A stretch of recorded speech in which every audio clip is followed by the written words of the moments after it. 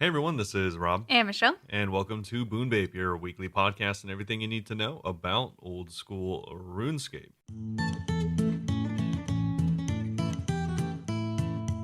All right, so this week up on the docket, of course, as always, we're going to be starting off by letting you know what we have been up to this week, Mm-hmm. any updates, any videos that might have released, and then we'll be going into the update for this week. Not really much else to go over besides that, but luckily it is a bit of a longer post because it Yeah. is Bounty Hunter. Yeah. So pretty exciting. Huge update. Especially for any PKers, even anyone looking to get into PKing. This is kind of a more exciting update. They've been working on this for quite a while. But that being said, we'll also touch on other stuff that may or may not be coming soon, including stuff like Poll 79, and then we'll be ending off with our typical Q&A. Yes. But before we get into any of that, Michelle, how's it going? What's your updates? I've been spending like all week at TOA, man. So I have my notebook up. We've gotten a few purples. Wow. So this week we've seen 3 rings. Nice. We have stopped splitting the rings, which hurts me. Because like obviously I'd still take the split. I'm not crazy. Why you stopped splitting the rings? They stopped splitting the rings, I should say. Nothing in my name. But we also got like a back-to-back chaps, like chaps and then chaps again. So that was pretty sick. That was like 30 mil just from those 2 drops alone. Just pants for everyone. Yeah, 15 mil each drop. So that was pretty sick. We also saw a Fang for 15 mil this week. So actually like a lot of purples specifically in Wraith's name, which was weird. Wraith got like 5 purples within like 2 days, including a shadow. Nice. I was not there for You the were there shadow. for that. You were totally there for I that, woke right? up and I was like, oh man, I was kind of jealous. I mean, not kind of, I was pretty jealous. But you know, my time will come soon, maybe, hopefully someday. But yeah, been doing a lot of TOA this week. I'm kind of trying harder to go for the Fang kit as of last night. You know, like I've just been saying like 1 attempt a week. And last week my attempt was not great. For anyone that doesn't know, you have to do a 500 Deathless. TOA deathless in order to get the Fang kit. That is the only kit you don't have. Mm-hmm. Well, I don't have the Akka Pet kit. Transmog. Oh, okay. I haven't done that one yet. Well, yeah, but I mean the only one of the kits for like the weapons. Oh, yeah. No, it's the only one of those. Yeah, it's hard because the main way that people do it is having these 3 that are the worst combo for me are overly draining combined with dehydration and then insanity. So insanity just makes the end like way more hard with everything. Overly draining means they could only use your special attack once every time that you use it. Like even if you're using it for 25%, it uses 100% of your bar. And then dehydration means they can't use brews. So the only way that you could heal yourself is with your Karis. And I am the most panicky person at insanity. Like I get so stressed out trying to heal myself with Karis only. Like it's You can still bring really hard for me. restores though, right? Yeah, you could only bring restores. Okay, cool. Restores in like pots in the beginning if you want. Well, yeah, but I've never done this. So if you get your special attack like high enough, will it just it'll at that point it doesn't matter, right? Because then it'll just use the whole thing anyways. Yeah, it uses the whole thing. I kind of misspoke earlier. I should make it more clear. You have to use 100% to do a special attack. Oh, okay. Yeah, sorry. The way I worded that Yeah, I thought it was just meant like very if you deceiving. get to 50%, then it'll just use all of it, which is 50%. No, yeah, sorry. It's like weapons that are 25. I meant to say more like you have to use 100% for them. Oh, that's a little more annoying. So Yeah. do you bring light bearer? I bring light bearer, and then the other thing that you do is you get adrenaline. It's the blue pot at TOA. You use adrenaline, then your special attacks only cost half as much. So whenever you save those for wardens and you save it for the ball phase at Akka. Yeah. Because that one is also crazy. And you just take an adrenaline, so then you get 2 whole heals there. That's cool. Pretty nuts. It's not good enough for me though. Yeah, I was gonna say that I don't think it's worth it, but yeah, whenever I think of special attack, I think of death charge. But unfortunately, I think that requires the enemy to die for you to get your special attack back. I think so, yeah. So not super useful there. Yeah, I haven't heard anyone use that, so I guess it's not a method, Yeah. unfortunately. Probably not. But yeah, it's hard. Like one of them, I actually ended up surviving part 4 wardens for the first time ever using dehydrate, and I was like freaking out. But I had died at Akka earlier. So I didn't get it, but like Dude, you should have seen how excited I was. I kept like smiling to myself for like half an hour afterwards. Like it basically felt like I'd gone it. I was like, oh my God, I'm good. I could do You're the it. best gamer to ever live. Basically, I mean, we are like smacking at the end. Shout out Strawberry. She was letting me use her shadow. She posted the stupidest little meme because she was literally at MLM and I came to grab the shadow from her. And then she took a screenshot of me and all my gear about to go to UA and was like, my gear looks like this, so hers could look like this. And it was just her like in her mining outfit. She's just working the mines to provide for me in RuneScape. Yeah, there you go. Yeah, I appreciate you, shout Strawberry. But it was a lot of fun. I'm so excited I got to survive part 4, man. And Strawberry is the one that is hosting the bingo that's happening soon. Yep, I was gonna mention the bingo next. So the reason like I'm gonna be grinding this because I want to get before Friday. Because Friday we're starting a bingo. Strawberry is hosting it. No one else is allowed to enter now. I think the entries just closed today or yesterday. Whenever you're listening, you can participate by yourself if yeah, you want. You can play by yourself and you will not win. You can play with you and your friends if you want something to do this weekend. Yeah, you could look at the board and copy it. But yeah, you're not gonna get anything. You can like talk to yourselves and be like, "Oh, we would have won. We would have won. Me. But I think that the pot is something like 600 mil now. It's super exciting. Yeah. I don't remember if I talked about last week, but I mean, just in case I didn't, my team is. Oh, I did. My team is Perky Porker, who's also a streamer. Go check him out. Villain Life, who's the one who I got a shadow split with before. Subscription, and Villain were the two I was going with last night. And then Fritz, who's also just like super gamer. My entire team is so stacked except for me. So, you know, if I get a fan kit, I can pretend to be really good too. Yeah. Yeah. I have super imposter syndrome on this team. Well, that being said, you are pretty good at the 2 raids that you are really familiar with. Yeah. I'm good at surviving, but like solo wise, man. Well, yeah, I mean, because you don't do them solo. Mm-hmm. So I know I was like getting kind of sad doing the 500s. I was like, why ever people do stuff like this solo? And I was like, well, I guess a lot of really good gamers can't do stuff like this solo. Well, I mean, you also don't ever practice it solo. Yeah, and I don't really want to. Okay. I don't really have interest in solo, but I'm super excited for the bingo. It's going to be Friday through, it's just going to be a week long. So I'm going to be doing that all week on stream and off stream. And I really hope we win, obviously. That'd be so dope. Yeah. Yee! I can't wait. And I'm super excited for tonight, Kate, because last night we were trying the 500s and I was going with Villain and Subscription. It was funny. There was also like several times we had to reset at Zabak because one of us would be dying. Zabak was like a brick wall for a second there. It was so annoying. Which is weird because it's one of the easier ones. Yeah, so the reason it was a brick wall is because I was trying to reserve my restore pots. So I just kept letting my health get really, really low. And I was like, no, I should be fine. Instead of kerosene, because kerosene takes 50 of your health, or 50 of your prayer, and then I would just die. Yeah. And then Subscription in a similar way was prayer flicking to save prayer, and then like prayer flicked wrong and would die. Yeah. So once we stopped trying to preserve prayer as much, it went a lot easier. Yeah, I think that's usually a tactic you do if you're survive. really good at the game. Yeah, just survive. Just try to survive. Well, yeah. Yeah, it was mostly me dying. Subscription just did like twice, but it was funny. Zabak was just a nightmare, honestly. It was like 4 raids in a row were just me dying as Zabak. Yeah. But I think we got a ring in one of the 500s, but like the other 2, we didn't get anything, even though we were like a 40% chance of getting purples. So hopefully tonight I'm just going to Subscription unless I could find someone else that I'd like to go. It felt safer in a trio, even though it's technically like scaled and stuff to be harder because if I messed up, there was 2 other people that could help. And just like 3 shadows doing a lot of DPS felt really good. Yeah.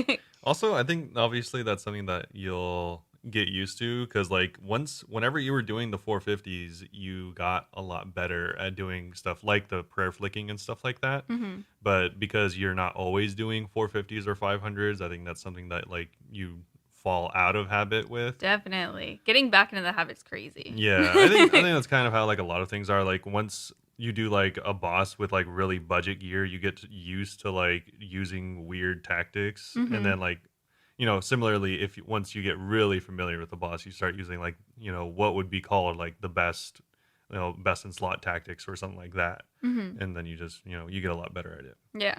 It was So hopefully soon, hopefully in time. Hopefully soon. I'd be so excited if I could say I get tomorrow when we record, but I'm not the most hopeful. I'm still not sure if it's just a fluke that I survived part 4, and I have been struggling with Akka. So Yeah. the Akka does like Literally, it wasn't even during the last phase, actually. The Akka death was during the memory puzzle. I clicked too fast. I was like freaked out because I was scared I was going to forget. So I was just like not even waiting a tick, just like click, click, click, click, click. And I Yeah. died. Yeah, usually it's not instant. Yeah, it's not instant at all. So there's like, I think I accidentally clipped that actually because I went back and watched it and I was like, why was I clicking like a maniac? Yeah. Like it hadn't even gone off and I was already moving again. It was rough. I was just freaking out. That's kind of the exact same problem you have at the end of Wardens, Oh, or I panic and where click a lot. you just like I panic so usually you're supposed to bad. click where there's no shadows on the ground, and you'll be Hmm. all like, I'm clicking because just because. Yeah, when you're in the last row, obviously it's hard to avoid, but in the ones before that, like I get panicky and just I click everywhere. It's funny because if someone watches you and watches specifically the collapsing phase of Wardens, the very last Part phase, 4. yeah, P4, you can like looking at your mouse cursor, you can tell how much you want to click the spot you know you're not supposed to click. My brain's just like on super fast mode. I'm just like, oh my god, I need to do something. Yeah. Like there's like so many other spots you could potentially be hovering, but you're hovering the one spot you know if you click, you will get stacked out. Yeah, And sometimes you do it. yeah. I hate it. Because I just go like back and forth to avoid boulders is like Yeah. the main thing. But then I just get so freaked out. I click too fast and I get hit by my own boulders. And then I'm Yeah. like, and then I move away and get hit by my other boulder and then I Yeah, there's die. literally so many other spots you could go to that there won't, because I mean, getting hit by lightning is gonna happen, but getting hit by a boulder is what you don't want to happen That's what because kills you. That's like getting hit by lightning twice. that's how you die. It's yeah, if Exactly. you get hit by the boulder and the lightning, it's getting hit 3 times essentially, Hmm. so you just pretty much die unless you're at 100. It's so stressful. I'm getting used to carrying at part 4 because I have a really hard time switching. And then I made it. Okay, so now instead of clicking the orb for the special, I made it so my F key, whenever I click 5, will go so I could just click it in my inventory area, for Yeah. my special. I'm starting to do that. My new thing is that I don't know what my prayers at, and like I forget to take prayer pots. Maybe I should have those little bars that everyone has. Yeah, I don't have those. that's what I do. That's smart. Yeah, because I didn't realize until like this week, like we were all kind of talking about our screens and like how our rune light's set up, that mine is like super far away. I play it on a full screen, and like my mouse, like I have to move it quite a bit to go from like grabbing a Karis to going to the special up there to back to prayer and stuff. Yeah. Yeah, so I tried That's making it smaller, but it felt weird because I wasn't used to it, and I was like, I should stick to what I know I practice. Yeah, it's funny you mentioned that because that's kind of like how, because we were looking at other people's user interfaces Some recently, are crazy. and like some of them use like put their interface in the middle of their screen. You like their inventory? Yeah, and that actually makes sense because that's kind of exactly the same reason you do it in World of Warcraft. Oh yeah, you said that's how WoW is. Yeah, that's how I, and as well as like a lot of people, will put everything that's important in the very middle of their screen, because and it's the same for RuneScape, but everything where your bags are, Mm-hmm. for the same reason that like the less you have to move your eyes and your mouse, the better. So it's like for your, even in RuneScape, it might even you I think there's a decent argument to say that it's better and more efficient to put everything near the middle of your screen, because then there's less space you have to travel with your mouse. Yeah. And for everyone wondering, using plugins and stuff like that, you can actually move your bag to wherever you want Oh on yeah, the just screen. hold down Alt and click it, and you could drag it over. Yeah. Well, oh, you can do that, just that Mhm. too. That's Oh, what I do. cool. Oh, Yeah. is there other stuff too? No, I think There's probably also multiple yeah, I think there's things. also plugins that do it, but yeah, just built into the game. I bet there's plugins with like UI setups that you can just pick and choose people's layouts. Maybe, yeah. I think a lot of people don't even know that if you hold Alt, you can move almost anything on your screen. Like you can move your buff bar, I think is a big one for a lot of people. You can move your mini map. You can move a lot of things. Really? Yeah. I only just move my inventory, and sometimes I'll move like my clue scroll helper. Yeah. If it's kind of in the way, I'll move that. Yeah, so I know a lot of people, or some people, have started moving stuff towards the middle, because then one, you don't have to move your eyes from all the way to the left of the screen where the boss might be to the right where your True. inventory That's is. what really messes me up because then I don't notice I'm getting hit. Yeah, like you were saying, like because if you have the health bars visible next to your bag, I and think I'm then gonna add that. yeah, and Future then, me, add that. yeah, so then that way you don't have to look up at your health your health is just going to be right there. Yeah, everything will just be in one corner rather than two. Yeah. I think that'd make it, hopefully that makes it easier. I'll try that today. I mean, I'm sure it'll take a while to get used to. I'm still not used to clicking 5. Sometimes I was still clicking the orb. Yeah. But, practice makes perfect. Yeah, that's exactly how it is in WoW as well, where it's like you have like all of the stuff pretty much on top of where your character is in the middle of the screen. So that, you have like 25 abilities and all of them you'll try to get as compact into that little center area as possible, including your health. Because you need to know when you need to take a health potion and stuff like that. And you don't want to have to look across your screen for that type of stuff. So True. I think it's something people don't think about, but it's pretty important. It's a thing I'd never really thought about until yesterday. Yeah. I was like, this is weird. Or 2 days ago, whenever that was. Yeah, the least amount of effort you have to spend to know dragging your mouse around, to know everything about your character, the better. Yes, exactly. Yeah, so I'll try that out tonight, and hopefully it goes better. Other thing that I've been working on, I've been like pretty good at putting out shorts this week. I think I've been putting out like 5 to 6 a week. Really short this week. Yeah. I think I want to only do like 5 to 6 because I don't want it to be like all I do. But I started working on the video that I want to make. It's a farming video, so it's probably... Who would have thought farming video? I mean, why not make something that I know a lot about? I'll make other videos too, I'm sure. But this is just something that I had an idea for that I was like, it's probably fairly easy. It's hilarious, though, because I've spent, like, well over an hour researching stuff for it, typing out what I was going to say in it and things, like, writing down ideas for it. So far, I'm, like, halfway through. It's 3 minutes long. I'm like, what?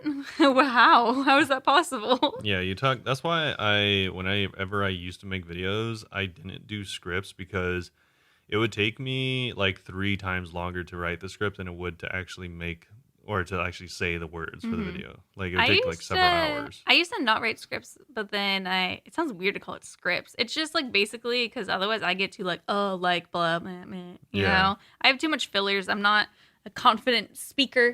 So it helps me a lot because I'll like lose track of where I'm going or I'll forget to include stuff. But yeah, I think it worked better for you to not, for sure. Yeah. It just sucks because it takes a really long time to write. It does. It takes way longer than you would anticipate. Like, maybe potentially hours, depending on the video. I think mine probably a couple hours because I was revising it. But I'm glad that I did that instead. It does work better for me. Even if it takes longer, I think that it'll be better quality given the way that I know I talk. Yeah. Yeah. But I think that's like mostly what I've been up to this week. Hopefully the video's not this week, next week, because I'm trying to make it look cool too, like B-roll stuff in it while I talk, and I've never done that before, so it's taking longer, but I think hopefully it looks nice. Yeah, hopefully. Yeah, what have you been up to? Talk about WoW. I haven't played any RuneScape this week. I actually had wanted to play RuneScape. Oh, yeah, you were busy though.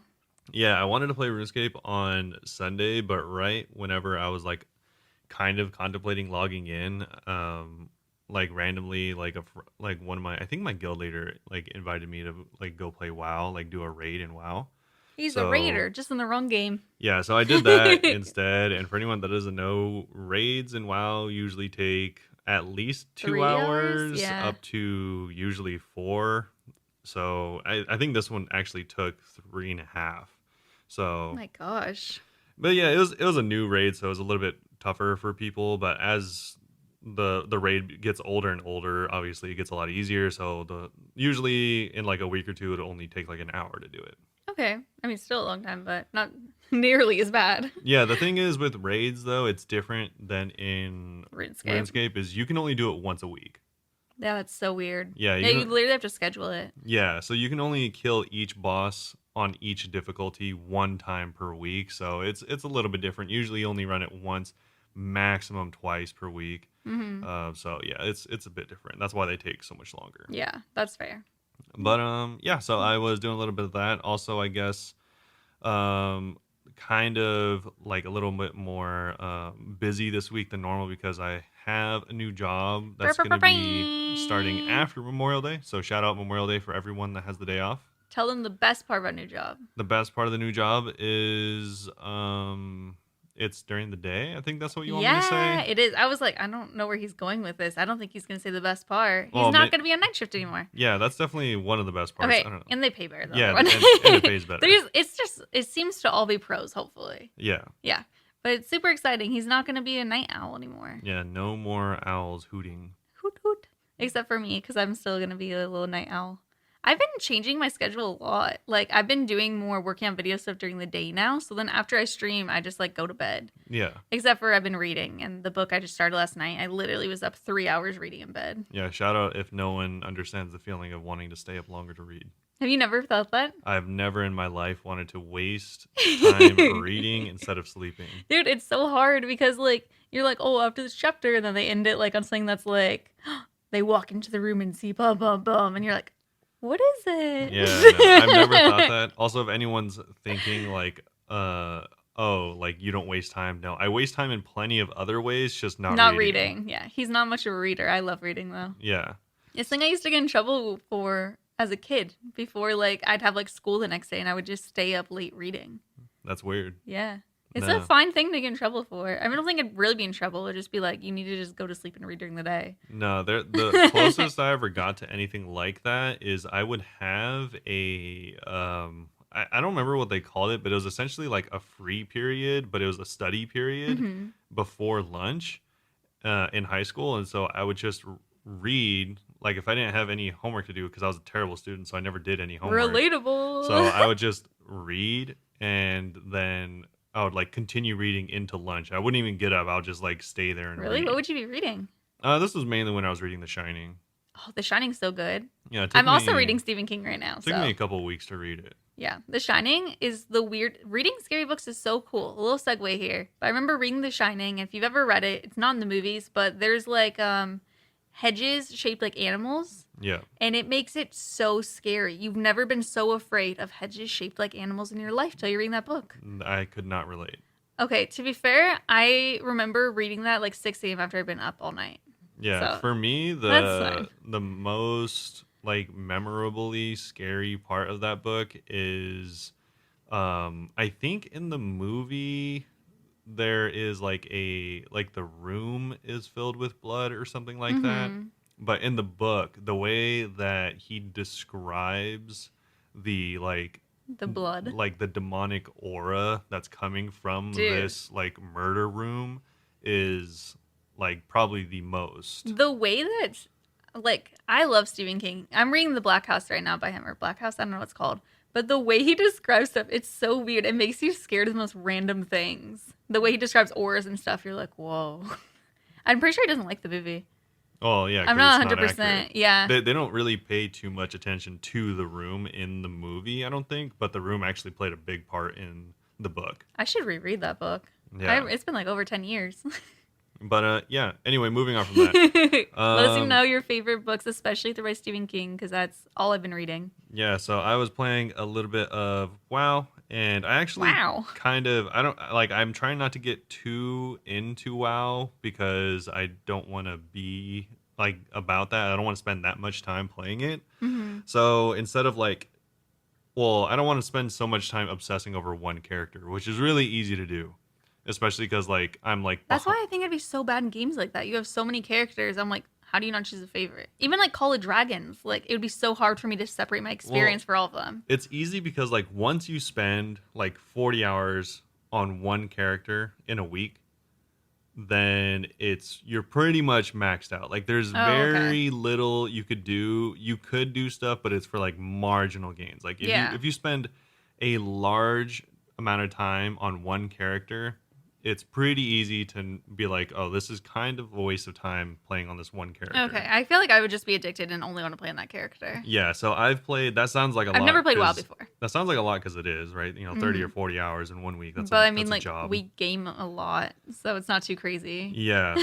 That being said, I've probably spent probably less than half that, probably like 10 hours in 1 week. So I'm obviously behind where all of my friends are. So, It'll make you appreciate longer. but I don't want to get to where they are because, like I said, I don't want to spend that much time on WoW. Yeah. That being said, I wanted to spend more time doing like leveling another character because it's like in RuneScape where getting from 0 to 70 combat is a lot more meaningful than maybe 70 to 80 or Yeah. 80 to 90. It's the same way in that like I wanted to make another character because I have plenty of characters, but I wanted to make another one and get him to max level because it's fun doing the first grind and then not really min maxing. Mm-hmm. I like min maxing, but that takes way too much time. So Who has time for that? yeah, so I started leveling a mage. I usually play a rogue, you know, stabby, stealthy Stab, guy. stab. And so It's now become a D&D character. I started making a mage, which, you know, is pretty more traditional, casting frost bolts, stuff like that. So I was doing that. You know the usual. But that being said, I'm really trying to not pay too much attention to WoW because not this week, but next week on Friday is the release of Diablo 4. Oh, you're gonna play Diablo 4, yeah? Yeah. Should I play it? I totally would say it's up to you. Oh, well. How much does it cost? Diablo 4, I believe I think it's $60. Maybe I'll just get my ears stretched again instead. It might be one of those things that's $70. I'm not sure because games are kind of going in between 60 and 70 right now. I know I'm going to be paying more because if you want to play it 4 days early, you have to pay more, which is kind of yeah. it's kind of like a scummy thing to do, but you're desperate. I'm not going to not play it right when it releases. So that's kind of a thing that I've already decided I'll do. Yeah. That's just the way it is. Yeah. It's a very different game to RuneScape. It's a very different game to RuneScape. Imagine if RuneScape was like the Gauntlet. Uh-huh. But the Gauntlet was kind of like never ending. But if never-ending Gauntlet. If you want it to be. Okay. And instead of the same bosses every time, it was like different Slayer enemies. Like Hun looks different every time? Yeah, so like imagine if you went in and there was a bunch of different Slayer mobs. Oh, cool. Okay. And then a different Slayer boss. Interesting. And then you left, went back in, and it's kind of the same thing, but it's different again. Yeah. So that's kind of the thing is it's like procedurally generated kind of where you're fighting the same type of enemies, but like different and also collecting more gear to get better at doing that. That sounds fun though. Yeah, so it's a dungeon crawler, traditional dungeon crawler. So if you ever played any of the crawler. other Diablos or like the Torchlight series, Path of Exile, all of these games are technically the same. Yeah. But yeah, so it's kind of like that, just getting, it's like RuneScape as well, just getting more gear so you can get better at the game. Mm-hmm. Yeah, so I like it. So that's cool. I was new game to play. Contemplating not playing it originally, but I had friends that convinced me to play it because we haven't been playing games lately, so this would be a good... You need your social time. Yeah, this would be a good thing to get back into gaming with them, so that would be cool. Yeah, a little social bobberfly. Yeah. Boberfly. I think we have spent much time on updating, though. Well, I was going to say something else that What? I forgot now. What? Because you saying that... No, I don't remember. You saying that kind of threw me off. Well, thanks for bringing that up. Yeah. We'll move right into... Oh! I remember. Okay. Oh. I'm sure it's not going to be worthwhile at all. Hey, I finally got refunded for my Elgato Light. Oh, okay, there we go. No, listen. So using that money, some of that money, I am commissioning a 2-year sub badge, and I'm finally commissioning bit badges. Nice. Yeah, so it actually is kind of cool. I guess it is kind of related. Yeah. I was going to joke and say, and I also got paid for No, working as well. I got money, and I was like, you know what? I'm going to have a little bit of extra money because that and something else. So I was like, I'm going to commission these. And Yeah. like I said, I also stretch my So, ears. yeah, That's not related. we are getting more badges and keeping Yeah. the channel up to date. If you And- want to watch Michelle live, she streams 5 days a week. Twitch.tv/Bunebape. Twitch.tv/Bunebape. And just like every other sub badge, we do it like 2 weeks before someone's about to get it. We're like, all right, time to get this. Yeah. We do it so last second. Also, for anyone wondering, we actually did have someone generously boost our Discord server. Oh my gosh, yeah, I forgot. I don't know if it's going to be permanent, but for at least for this month, you can join the Discord server by Shout out Shy. by just actually typing in discord.gg/Bunebape. Are you serious? Yeah. That's huge. So whenever we get to the third tier, which we are at now, you get your own custom invite link. Oh, I didn't know it does that. I love it. Yeah. Cool. But besides that, we can move on to the actual updates. We're done with our updates. So the update for the actual game is for Bounty Hunter. Like we said at the top of the show, pretty exciting for a lot of players. Anyone especially trying to get into PvP, this is a great opportunity. And everyone that obviously does PvP, usually pretty dried out on content because you don't get any. Mm-hmm. So this is always nice to get new blood into PvP for you guys. New blood. Either way, we are back with Bounty Hunter. May 24th is when this came out. It's time to gear up and go berserk this week, as Old Skill's most iconic PvP minigame makes its bloody return. Bum, bum, bum. That's kind of a big statement. I kind of feel like Deadman's more iconic to me. You think so? Well, just because, I don't know, in my Deadman time... was the tournament, so that makes it cool. Yeah, in my time of playing, I've been more interested in the Deadman tournaments. We only got Bounty Hunter for like a couple months, and then they got rid of it. Yeah. Okay, moving for on. For us, at least. Game Worlds will be unavailable for around 30 minutes. This is already done. This is already not relevant. A note from the team. Vesta's Blighted Longsword is usable within Bounty Hunter. However, its death behavior is currently unchanged. This means that if your Blighted Longsword is not protected, it will be lost on death. Oh. Very expensive loss. Earning enough points to buy Vesta's Longsword from the reward shops will give you a variant which always reverts to an inactive state on death and requires further charging with GP. All that to say, don't risk your Vesta's Blighted Longsword on release if you're not prepared to lose it. So okay, they made just this... buy the regular, don't bring your own Blighted. Yeah, so they made this distinction because Blighted Vesta's Longsword already existed, I'm pretty sure, so that's why they're making this distinction. The Vesta's Longsword is the new one that you can buy from the reward shop that isn't lost on death, it's just decharged, I think. Which we're going to go over it, but those charges are expensive. Those charges are expensive, but also potentially more expensive is the Blighted Vesta's Longsword. So, oh, I feel really bad for everyone who didn't understand that and lost it. Yeah, so I don't know how much is worth there are a lot of nuances and intricacies to the death mechanics in the crater that we're going to go over. So there's a bit. Yeah, make sure to definitely try to ask a friend or risk stuff that you're normally okay with losing. Yes. First off, there were a couple problems raised whenever this did release early this morning. A few have already been fixed and a couple are being looked into. A couple have actually been added since I first saw this as well. So the first thing was players report that the pool of refreshment doesn't restore special attack. I think initially it wasn't going to. Yeah, but then they made it so it was. Yeah, but then now they've changed it. But that targets are lost when teleporting to their POH to restore special attack energy and counts as a skip, disrupting gameplay heavily. Yeah, so you're like, all right, let me use this real quick. Oh, I can't. Okay, let me go home. Oh, never mind. This is a problem because for anyone wondering, the way Bounty Hunter works is you retain your Bounty Hunter target even if you go back into the central area. Yeah. So you maintain... I think there might be a mixed, or not a mixed, set time for that. Yeah, I think there is a set time, but for instance, you could fight the same person 3 times and have them as the same target for like 3 or, however many times in a row. Yeah. Returning to the Enclave every once in a while to restore your gear and your consumables and usually literally restore. And then you can go back out and fight them again. You will keep them as a target, but they were saying that a lot of people wanted to restore their energy, obviously, for those big KOs. Yeah. And people would go to their house to do that, which should... You leave the instance. Yeah, which makes you leave the instance, which makes it so that you get skipped, which there are skip penalties. Yeah, you can only get 3 skips, and then you can't have any charges for like half an hour. Yeah, so there are some pretty big... So that must be really frustrating. Pretty big penalties. So instead of their original thing of not having it restore special attack, now the pool of refreshment does restore special attack. Except for when it didn't, because it wasn't working. Yeah. Well, was it not working? I think their initial intent was that in the blog post, at least from last week, I think they were saying that it was their intent for it to not restore special attack. It would restore everything else but that.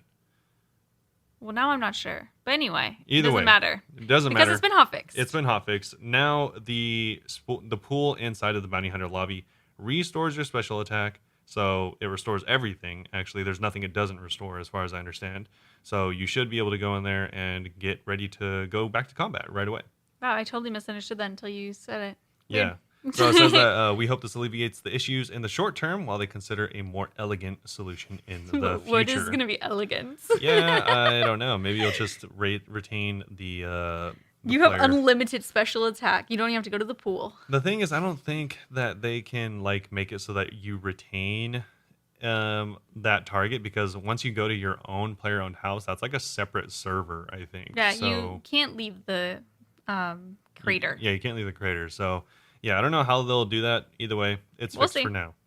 Players are also reporting latency issues. A lot of people, especially from down under, were really having problems with latency.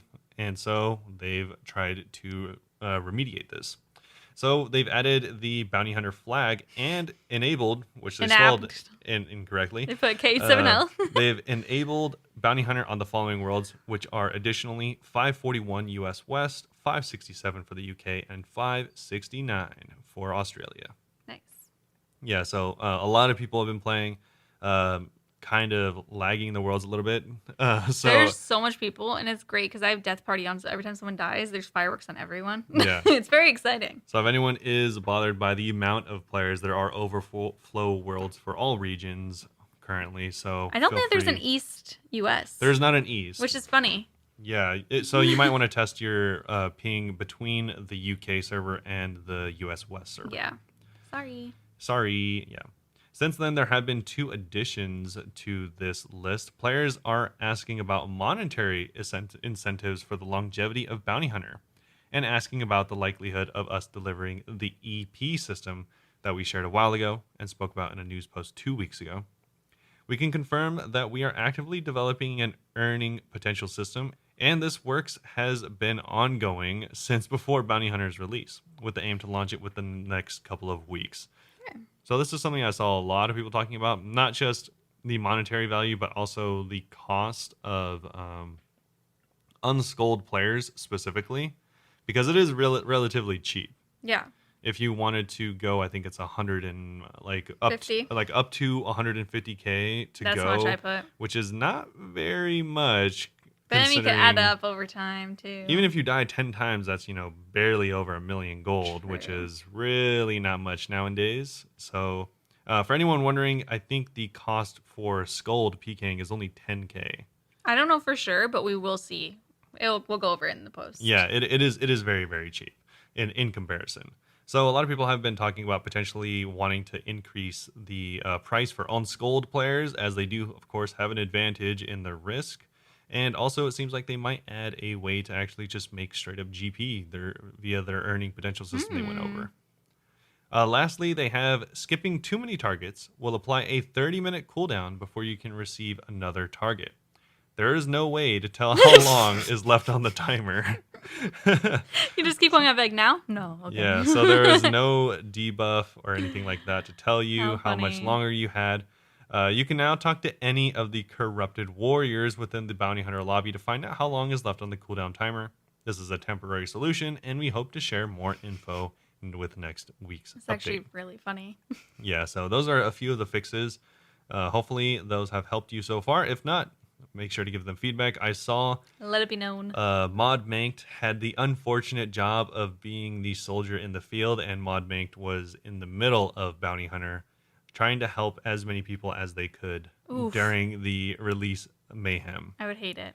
Yeah, so I would take today off if I worked at Jagex. yeah, so make sure to give them feedback, and if you do see a mod, try to ask them nicely any questions. Be nice. They're trying. All right. So Bounty Hunter is back, baby. Well, we've been ramping up support for PvP content in recent years. We still regularly see feedback that it's really hard for fresh faces to dip their toes into old school's risk-it-all PvP gameplay. That's why we've decided the new and improved Bounty Hunter mega game as the perfect jumping off point, with nothing but fun, fast-paced honor PvP.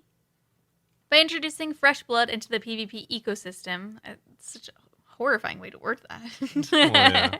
We hope to bolster activity across the board, be it in mini games, Deadman mode, or the wilderness. So come on, keep reading and find out how you get started Bounty Hunter and get ready for the summer of PvP fun. Wow. Wow. Also, I totally was not prepared for what they were gonna do with the crater. What do you mean? Well, I didn't expect it to be an island. Oh, yeah, no, it's weird. For anyone wondering, initially the crater was kind of proposed. I thought it was going to be in the middle of the wilderness. I was looking at the map, like, yeah, where is it? as the middle of the wilderness. Well, the old one was in the middle of the wilderness, but I think they didn't want to disrupt whatever the wilderness is currently. They said it was going to be instance. I just kind of forgot. Yeah, so this crater is actually an island. It's just a giant island. Yeah, so to access Bounty Hunter, you'll need to be on a Bounty Hunter world. At launch, they're 318 and 319, and we went over the other ones up above. Yeah. These are the former target worlds, which we're sunsetting for now, but don't worry, the Emblem Trader and the Revenant Caves is still hanging around to accept your ancient artifacts. So upon entering your world map, like Robert said, you'll notice a mysterious new area north of the wilderness volcano called Damon's Crater. Now, it would be lovely if you could sail there, but we're still working on that. So instead, you'll want to make your way to Ferox Enclave, and you can hop through the ominous-looking red portal in the southeast corner. Don't panic, the Castle Wars portal that used to be in this spot has been carefully relocated outside the old night pub. So yeah, it's the little island that you take a portal to now. Yeah, so pretty interesting. I thought it would have been in the wilderness, but this is kind of cool as well. Technically still the wilderness. Technically. We're getting all these islands ready for sailing. Once you're through the portal, you'll find yourself in the lobby area, a weirdly charming fort in the center of Damon's Crater. You'll spend a lot of time here, so don't forget to familiarize yourself with the amenities provided. In the middle, the same portal that brought you to Bounty Hunter will teleport you back to Ferox Enclave. Paths to north, east, south, and west of this portal lead to the exit barriers, which will take you to the main game itself. Make sure you're ready for a fight before interacting with these. Yeah, they for anyone wondering, you don't click on the gates to just go outside of the portal. Yeah. You click on the gates and you get teleported into further into their little start spots. Yeah, into the starting spot. So further into the actual thick of it. I really didn't realize that, and I was scared because a lot of people were hanging outside, and I was like, oh no. Yeah. And then telling me, and I was like, oh. Yeah, so I played it before reading notes. it's not really risky. Just be prepared. You're not going to be stepping foot outside of the gates. Those gates are just what you enter to get back into the enclave, but you're not going to be stepping outside of the enclave through those gates. Exactly. Around the outside of the lobby, you'll find 2 bank chests, 2 pools of refreshment, a coffer, a loot chest, and a pole booth. That should cover everything you might need between bouts of carnage. Of course, the Emblem Trader is also lurking about, ready to give you the skinny on the Damon's Crater lore, help you skull up, and trade for a selection of goodies in their reward store. Yeah, make sure to keep in mind, like we mentioned, that person is the person you're going to want to talk to if you want to skull up before going into the crater. Yeah, those you have to pay a small fee. That'll make it so that you pay significantly less of a fee whenever but more risk. Yeah, but much more risk. So much less of a fee whenever you do die. But yeah, I didn't totally understand because, like I said, I tried it before reading this. I was going in, paying to be unskulled, and then scolding myself. Yeah. I was attacking first. Yeah, no one knows why. That doesn't make sense. Don't do that. Also, they do have the Corrupted Warriors, and like we just mentioned, those are the ones that will tell you how long left on your debuff if you do happen to do 3 skips in a row. Yes, but they have more reasons, but they have even more uses. So despite their gnarly dragon armor, they're actually super chill and will teach you everything you know about Bounty Hunter, including, so you can talk to them about the rules of combat, list of the corrupt and ancient warrior gear you've purchased, and how you can get your hands on those iconic Bounty Hunter hats. Yes, the hats are back. Just so you know, the kill count required to unlock them will be made up of any pre-existing Bounty Hunter kills you racked up, added to any kills you secure in this iteration. So for example, if you had 1,000 target kills already, you'd need another 1,500 target kills to unlock the Bounty Hunter hat tier 6. Yeah, so they don't have a table saying how much all the hats cost, though. Yeah, they don't have a table, but it is nice if you were already trying to go for those. Yeah, last time. Then you still have those crossed over. Yeah, so. You're still grinding for it. Yeah. Now that you're familiar with the crater, there are a few more admin bits to get through before you're ready to play Bounty Hunter. First, you'll need a combat level of 32 and at least 48 hours of gameplay. I actually like that one quite a bit. Yeah, guess so. I would say 24 would be fine. I feel like there should be a lot more requirements for new accounts accounts there should be to more. do things. Well, you think 40 is not enough? Just in general, because I mean, what's the playtime? The playtime is just a bot left on for 48 hours. Well, yeah, but I'm thinking for real people too. Like that's a few weeks if you have a full-time job. Yeah, no, I guess so. But I mean, I feel like you could potentially even remove that and just add a different kind of requirement. You have to do an authenticator first. Yeah, I don't know, something it feels like such a low bar. That's totally fair. Depending on your combat level, you'll have to put up a minimum deposit, which will be lost on death if you're unskulled, kind of like we talked about. So skulled players will lose a token 10,000 gold from their coffer on death, so make sure you throw a few pennies in before getting started. We've received some feedback that these numbers are likely too low, so let us know your thoughts and we'll remain open to adjusting them as necessary. Yeah. For anyone wondering, I'm pretty sure the way GP is calculated for Death's Coffer is the high alch value of the item. Death's coffer? Yeah. Oh, I thought this was a different coffer. This is a different coffer. Is it? Yeah, this one you just put Oh, like it's their coffer on death, not death's yeah, coffer. yeah, Okay, okay, okay. yeah. I was all like, okay, that makes sense. Ooh, which also, side note, I don't know if this is still relevant, but the blue scaly dehydes, I heard that Death's Coffer hasn't caught up on how much they cost at the GE and thinks it's worth more. Yeah. So potentially look into if you want to stack up your Death's Coffer. Yeah, I was like, Rafe did that. I don't think it's not based on high alg value entirely. It's based. I thought it's based on the GE. I've never done it. I've never gone to Death's I think Coffer it is and based stocked on up. the GE value. Yeah, and it was like not caught up yet. Yeah, this has actually happened before, where some people were able to like put items in Death's Coffer that were worth like millions, even though they actually weren't. I think whenever Muspa came out, people were able to do that. Oh yeah, just take advantage whenever it's like still catching up. Yeah, whenever new stuff comes out, because you can put like a fragment from Muspa in there or something like that, and it was worth like more than really. yeah, worth. many millions of GP. So Nice. yeah, so take advantage of that if you still can. Yes. What's the scaly thing? Oh, is it the scales? That Yeah, the come? new scaly dehydes. Yeah, okay. It's a new drop from Blue Dragons. Yeah, so if that's still active, you can potentially. This is a separate thing from This what is we're totally talking separate, just a little thing that you guys could try it if you about. want. Yeah, so just to keep Yeah. everyone aware. But back to the bounty hunter. So if you're combat level 32 to 60, your minimum deposit fee is 30,000, and then at the top tier, if you're 111 through 126, your minimum deposit fee is 150,000. Yeah. Yep. So yeah, a lot of like a lot of people were saying that that's not a really big incentive really to not. not go scold. It's like 15 deaths. Yeah, because Until you like lose that. obviously if you go unscold, you pay 150k, which is 140k more than if you scold, which is not that much, and you could potentially bring like some big items that are going to be protected. Yeah, exactly. So you can bring like nightmare staffs, D-claws. I was literally, the whip was my most expensive thing, so I was scared. Yeah, but I think it's from what I've seen, a lot of people are skulled, so there's plenty of people that are still sculling. But that being said, some people have asked if Yeah, I was just going and sculling myself. Well, yeah, don't do that. So don't do both. Either get skulled ahead or pay the fee. Don't be like me, pay a fee to skull yourself. yeah, get skulled first. Yeah.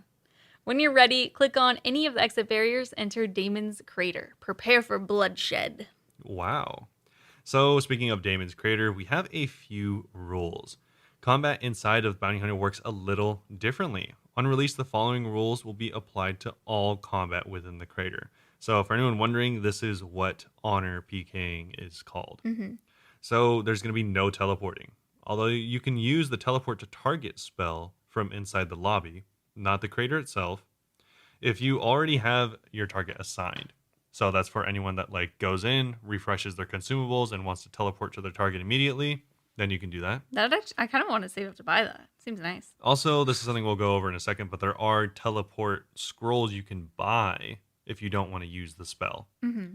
Also, there's no overhead protection prayers and no binding spells, including freezes, although damage is still applied as normal. So you can still barrage people as much as you want. They'll take damage, but they won't freeze. Yeah, so there's literally nothing to stop whoever you're fighting or yourself from simply walking away from the fight and going back into the enclave to refill and go back out for another chance. Or just give up.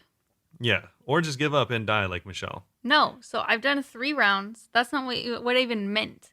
I've done 3 rounds. My first 2 targets, I go to attack them. They just stand there for a second, and then they just run in, and they don't come back out. They skip me. Yeah. And then my third one, they were finally fighting back. So even though I was dying, I just died to them. A noble death. A noble death. A noble death. Well, usually what people do is they keep going in and out with the same target until hopefully one of you gets lucky. I read the notes after I tried it. I thought if I ran it, I'd lose my target. No. Yeah, they also had declaws, so there's no way I was going to ever beat them. I even told you this. Shh, I was confused. Either way. So yes, you can go back into the enclave mid-fight, refresh your gear, your consumables, go back out and have the same target and fight continuously. I think there is a timer until you get a new target. Or you can go rogue and just kill a random player if you'd like. Yeah, I didn't see anyone going rogue. I mean, how would I be able to tell, to be fair? Yeah, exactly. So, so there's nothing to stop people from doing that. So it's a different type of fighting than your typical no honor PKing that you're used to, which includes freezes, Clans. overheads, clans, all that stuff. So this is a little bit different. It's nice because it is nicer for new players. You don't have to worry about all Definitely. of those random things. It's really just you fighting another person. If you get lucky, It's very RNG heavy. yeah, if you spec out the other player, cool. But it is, there's no like, tricky stuff like that. It's really just fighting. I like it. I think it's nice. Yeah, these restrictions, they go on to say, are to ensure that honor PvP remains at the heart of Bounty Hunter. That said, we'll be keeping a close eye on how these rules play out in practice, especially the one that no teleporting. So they're going to be keeping Yes. an eye on that rule. We're already aware for a no honor, quote unquote, crater, but it's not something we plan to introduce at launch because other people, of course, still want to do the no honor PKing that they've become accustomed to. Yeah, naturally. There are also some other rules designed to make Bounty Hunter more welcoming to new PvP enthusiasts. XP for combat is blocked, but you'll still receive fake XP drops so that you can figure out when's a good time to prepare a ferocious Granite Maul combo. I didn't realize that people use XP drops to judge when to do stuff. And I was Absolutely. watching Zoe Pancakes, and she was talking about at Inferno, like looking at the XP drops so she knows when stuff's happening. And I was like, what? Yeah, so Like because when stuff's dead, I would just check in and be like, are you there? Because the XP drop will happen before the hit splat. Yeah, I didn't even think about So that. if you see like a big, like a 70 XP roll up, you've hit them hard, so you can swap to your Granite Maul for the potential KO. Yeah, I had no idea that was a thing. So it kind of changes a lot. Yeah. Or obviously you could do like Karasi and stuff like that too. Mm-hmm. To limit rushing, any player who initiates combat will be blocked from exiting the crater for 30 seconds, although their target will be allowed to leave. So that's just for if you initiate combat yourself. So that's the two people ran inside and I couldn't get back in. Yeah. Or also if for some reason like someone rushes you and you're not even their target, you could Just run away. You could just leave. Yeah. Any untradables, such as staples like the Void Knight armor, the Avernic Defender, or the Inferno Cape, will revert to a broken state on death if not protected, requiring you to repair them at Purdue and dropping the same repair fee to those who brought you down. So kind of typical to how it would be normally if you were below, I think, 20 wilderness. Mm-hmm. Yeah, I wasn't sure about that either, so I didn't bring my fire cape in. Yeah, so it is fine to bring your fire cape. You are going to have to repair those, so hopefully you probably It'll cost money, but you don't have to go back to Jad. Hopefully you have more than one as well. I don't. PJ timers restrictions mirror those of the PvP worlds. The only exception is that your target will always take priority. So if you're engaging in rogue activity and attack someone who isn't your target, your actual target will be able to interrupt at any point. So I saw some people commenting saying that because this is focused at new players, you should really define what PJ timer restrictions are and what those on PvP worlds are as well. Mm-hmm. So for anyone that doesn't know, PJ timers are player or pile jumping, player jumping timers. So this just gives you a free 10 seconds after you kill a player to loot them. Yeah. So that other players can't pile jump on top of you while you're trying to loot them. You just have a second apiece before you fight again. But this is saying that if you go rogue and fight someone and potentially kill them, instead of you getting a free 10 seconds, your target able to get your attacked. target could kill you right after and take both your loot and that loot that you left on the ground. Mm-hmm. I mean, they make it seem like even if you're in the middle of fighting, your target can come and start attacking you too. Absolutely, yeah. So there is no, kind of seems like there's no protection if you are a rogue, which is kind of how it Probably should go. only the best doing that. Yeah. Also, this is, of course, just off of memory. If I'm totally getting PJ timers wrong, which would be not unrealistic, please let us know. The default matchmaking range is set to within 5 combat levels of the player. So this is really nice. This is by default, and you can actually change it to whatever you want. So if you want to get, not totally whatever you want, by 10 or 15 levels. By 10 to 15, by speaking to the emblem trader in the lobby. But this is nice because if you really want to punch above your weight, you can. Yeah. So you could potentially get some really nice loot even if you're a lower player. Definitely. Yeah. Or also, if you just want to knock out some noobs that are trying to punch above their weight, then maybe you could do that as Well, I was well. gonna say, I think I'm just gonna keep mine at 5 because I'm scared that I'll go and be like, "Oh, this person's low. I could probably mess them up," and they're just like super good at PvP, and I would Yeah. just die. Yeah, it If could they be. feel confident expanding that, I don't know if I want to fight them. If you open that up, you could be fighting someone that is like a berserker or someone with a Exactly. very, very good knowledge set for whatever they're doing. Exactly. Upon passing through the exit barriers, you'll spawn at one of the designated spooky markers around the arena. These are the ones with the potential bony hands sticking out of the floor that you'll recognize from previous days' artwork. Yeah, they look cool. When you do this, you'll be assigned an appropriate target whose name, combat level, and rough distance from you will appear on the UI. It tells you whether they are near or far, but unfortunately not the direction. So it's actually kind of hard to locate them No, sometimes. they kind of say the direction, but it's such like a crazy looking.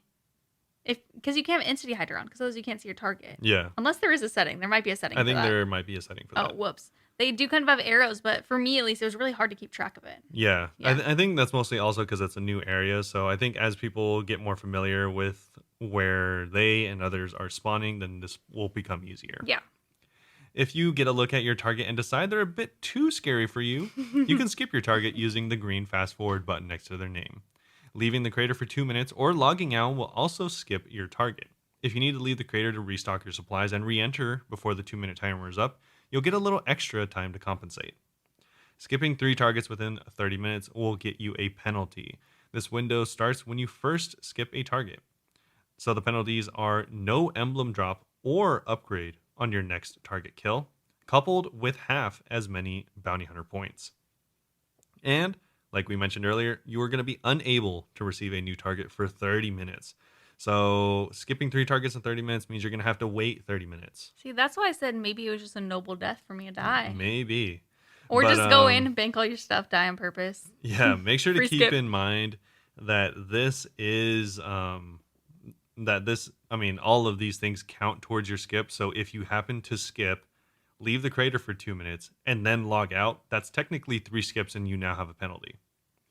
So Only if you assign 3 different if people. yeah, of course, if you can assign 3 different people, If it's only stat on one person, though. and then you accidentally log out because you had something to do in real life or something Mhm. like that, You and are gonna get then penalized. maybe you go into the crater, and then you go and like go AFK or something, then potentially those are 3 different times, and you'll get the penalty. So watch out for that. Yeah, so it's not just That's from why. skipping. That's also why I was okay just dying to that person earlier, because I was like, I knew that there was gonna be a timeout. Is that how you justify it?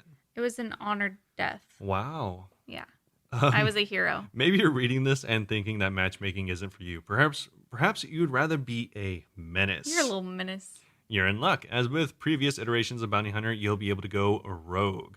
Throw the rules out the window rather, and attack anyone within 5 combat levels of your own. This doesn't seem like this is alterable, even if you change it from the emblem trader. So Yeah, you can't edit this. you're only going to be able to go rogue against someone similar to your level, whether they're your target or not. Rogue kills will reward you with anything your target wasn't protecting, the PvP standard, as well as any GP in their coffer that you're eligible for, Oh, but you won't receive emblem upgrades or bounty hunter points. yeah. You have to choose one. Yeah. Exit the crater by clicking one of the 4 lobby entrances in the center. You can do this while you're in combat. Like I said, if you want to leave during a combat, you simply can. Mhm. This lets you quickly top up your supplies and have a little splash in the pool before getting back into the action. And we are back. It is the next day, the 25th, I believe. Happy Thursday. Happy Thursday. Doesn't even So- check the date. You're like, probably. Yeah, probably. But either way, we are back, and there actually has been a little bit of an update, not just from the RuneScape devs, but also from you, right? Yeah, I have a couple of little game updates. So I didn't get the Fang kit, but I got so She got very close. insanely close last As, night. as close as you can get without getting it. Literally.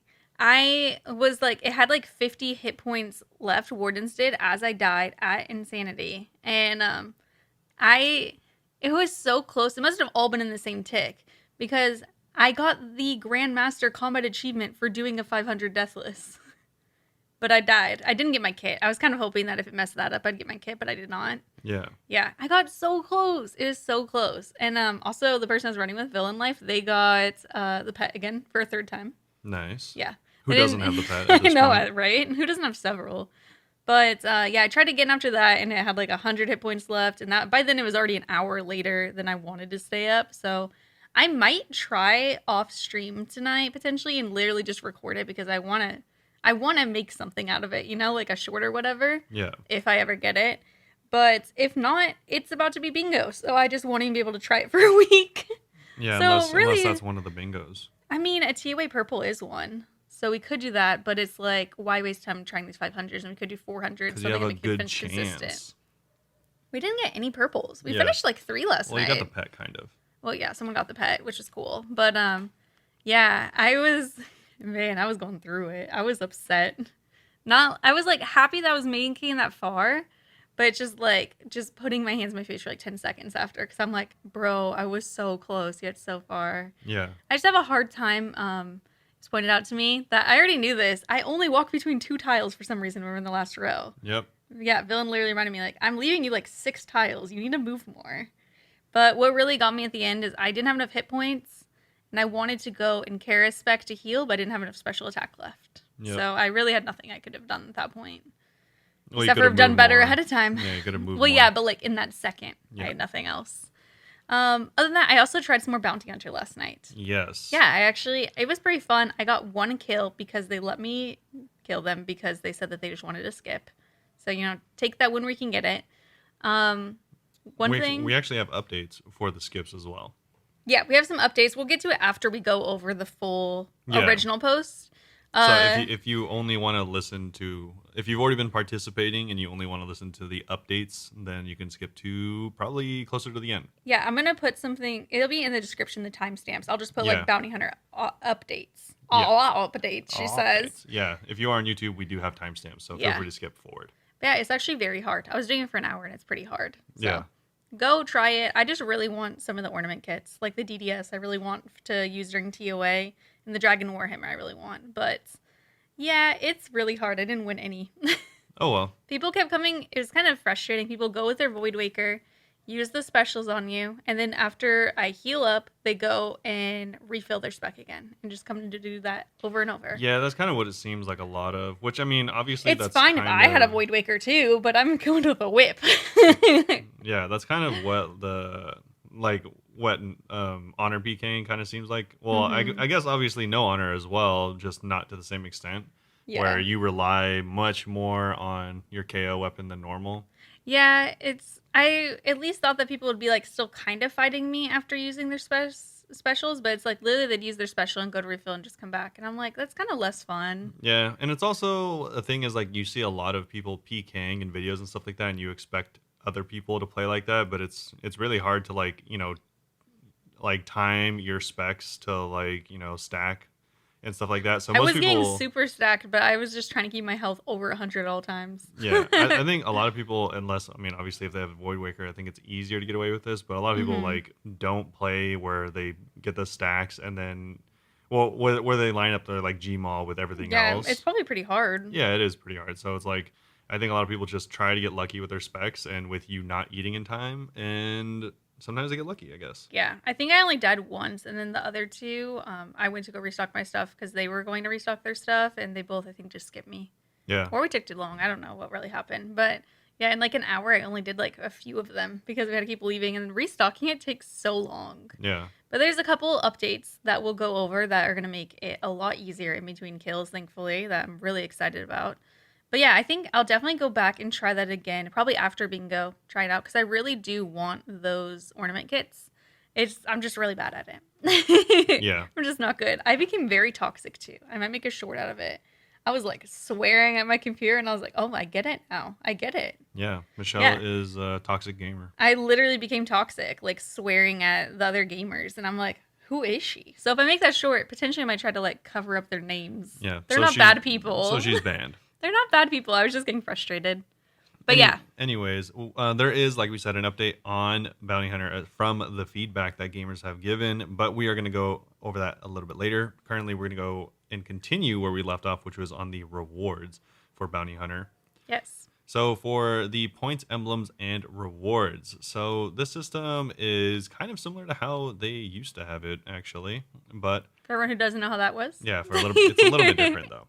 So the reward system in Bounty Hunter is simple. Kill your target, earn 2 Bounty Hunter points. I got 2 points then. Ayo. On top of this, there are extra points for up for grabs at various milestones. So if you kill 10 players, 50 players, 100th, and every 500th player, you will get 3, 5, 10, and 25 extra Bounty Hunter points respectively.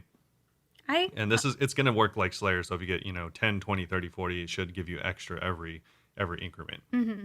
Now that I've tried it and realized how hard it is, I'm like, it should give you like 1 billion extra points. Yeah, that's what I was saying. Whenever we first were going over this last week, I was like, this is not very high because getting 500 kills is a lot. This is like all you do.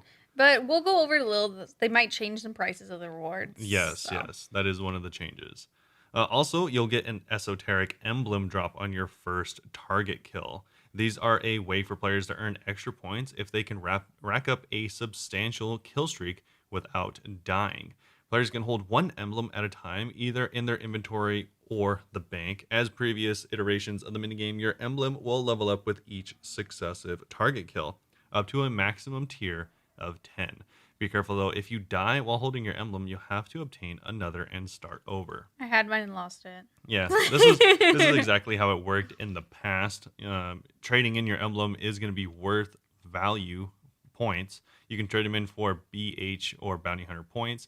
A level 1 is worth 2 points, and a level 10 is worth 56. Huge. So pretty big. You will also get bonus Bounty Hunter points for targets' emblems as well. Oh yeah, based on what they have.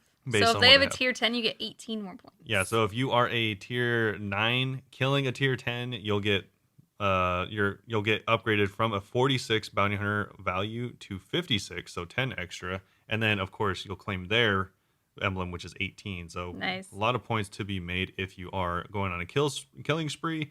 Someone got 1 point out of me. Yeah, so I mean, I think that's kind of a pretty tough thing to do, but I mean, someone's doing it probably. Yeah, even like a villain who I was raiding a lot with yesterday, they were doing Bounty Hunter. They got a couple of the ornamental kits, but it's taking them forever. And they said like they'd win one and then like die twice. Yeah, and it's just like really hard to get a streak going. Yeah. Continuing this, the system ultimately aims towards rewarding players for securing kill streaks while preventing more unscrupulous players from transferring their pre-leveled emblems to their mates. Oh. Yeah, of course. Should you lose your emblem for whatever reason, you can buy a fresh one from the emblem trader for 2 points, just in case you'd like to start leveling it without wasting, quote unquote, a new kill, because obviously that doesn't count for the new kill. Yeah, you'd want it beforehand if you can. Yeah. Any particularly brave iron players amongst you have to purchase a tier 1 emblem from the shop, since you won't be able to obtain a fresh emblem from kills. Oh, I didn't even think about that. Yeah, so if you are a iron, make sure to do that firsthand so you can actually get rewarded for kills. And as far as the prizes go, this is actually obviously probably one of the main reasons people do this is for the rewards. So the Emblem Trader has a variety of goodies for sale, including ancient warrior gear, weapon imbues, and cosmetics. To learn more about them, have a gander at the poll blog. This is what we went over last week, though. Yes, it is. So because we went over this last week, we're not going to go over it again. It's all the ancient warrior armor and weapons. Yeah, just a reminder, you have to pay like up to 50 million gold to charge those, to activate them, right? Yeah, if you want to activate the ancient warrior weapons, it's 50 million GP, and each piece of armor is 5 million GP. And if you want to activate the corrupted, which is just the lower level version of these armors, it's going to be 1.5 million GP each. Of course, the weapon will be the same, so potentially risking a lot of money. Side note, I think that the corrupted should have been the name of the stronger ones, because usually corrupted stuff means stronger in this game. Yeah, it's kind of weird that they did that backwards. Agree. Yeah, they go over the stats of them again, which we've gone over like 6 times at this point. So. Yeah, they have a whole slideshow of all of the gear in case you're wondering what it looks like, or you can just go check it out in game. Yeah. Also, there is a number of blighted supplies, which will let you keep you topped up on food and potions without breaking the bank. Initially, this might serve as a way to make a little extra cash on the side, but we hope that the long term, the prices of these items will drop significantly. After all, supplies can make up the lion's share of the wealth risks in PvP, and blighted items will help alleviate the cost. So this is kind of like what you're saying. There is a lot of time where you're just going to be regrouping and restoring all your consumables. I think I need to make a tab for it if I actually get really into it. Yeah, absolutely. But it's weird. I had like a stack of just like shields, a stack of whips. Yep. And also, like I mentioned earlier in the pod, there is going to be a target teleport scroll, so you can teleport directly to your target from within the enclave, or not the enclave. What is this place called? The The safe zone, crater. the Oh, crater safe zone, whatever that is going to be called. So you can do it from there and teleport right to your target, so you don't have to waste any time. And without further ado, you should get all the information you need to start Bounty Hunter today. We hope to see you in Damon's Crater. So that's everything you should need in order to start playing Bounty Hunter. All the rewards and everything, but there are some changes as well. yeah. And some small changes just to the game not related to this. So, tortured gorillas now have a melee animation that actually looks like a melee animation as opposed to a ranging animation. Just Yeah, kind of so weird that that stuff takes so it long. was actually really hard to tell. So hard that in fact the like general advice is to always stand 2 tiles away Yeah, because you from the can't tell what gorilla. it's doing. Yeah, the only way you'd be able to tell is if the gorilla walked up to you. Literally, I hated that. That's good right in time for bingo having to get the Zenite shard. One of us will have to do it. Yeah. Loot from the wilderness bosses is now always dropped in their lairs rather than wherever the player is at the time of their death. So it started becoming a thing. People would go and their stuff would just drop at their feet if they were already gone and someone else finished off the boss. Yep. Weird. Crystal armor and enhanced crystal keys are now immune to alchemy spells, just like other crystal items. Fixed a bug that prevented players from finding matches in 1v1 duels at the PvP arena. We fixed this one towards the end of last week, but wanted to include it in here to make sure everyone's in the loop. Logging out in Tithe Farm no longer resets the numbers of seeds you have to 100. The number of seeds in your inventory are now preserved, up to a maximum of 10,000 after logging out. Yep. I thought that one was interesting because last week I was talking about someone should make a video of like locked in Tithe Farm until you use them all. They literally couldn't have. Well, on top of that, this is also kind of a warning for players that I haven't seen anything saying this has been fixed. Maybe it has, just as like a hot fix and they didn't mention it. But previously people were saying that to be aware, if you do bring a ton of seeds, people were saying that the maximum points you can have is 1,000, I think it was.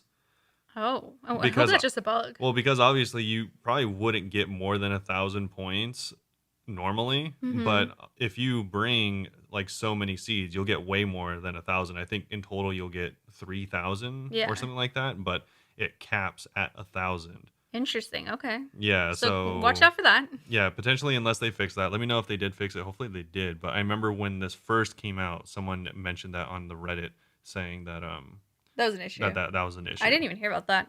Yeah. Well, I mean, most people aren't farming, Big several true. several thousands of seeds in a row. While not strictly a gameplay change, it's now possible to add up to 20 characters to your Jagex account, up from the original 10. Keep an eye out for future improvements down the line as we try to action more of your feedback, including the ability to reorder your character list on the Jagex launcher. Oh, I wanted to give a heads up for the Jagex launcher. I saw somebody tweeting at like mod support, whatever. If you account share for whatever reason, like you and a friend share an account, you let them log in to do stuff.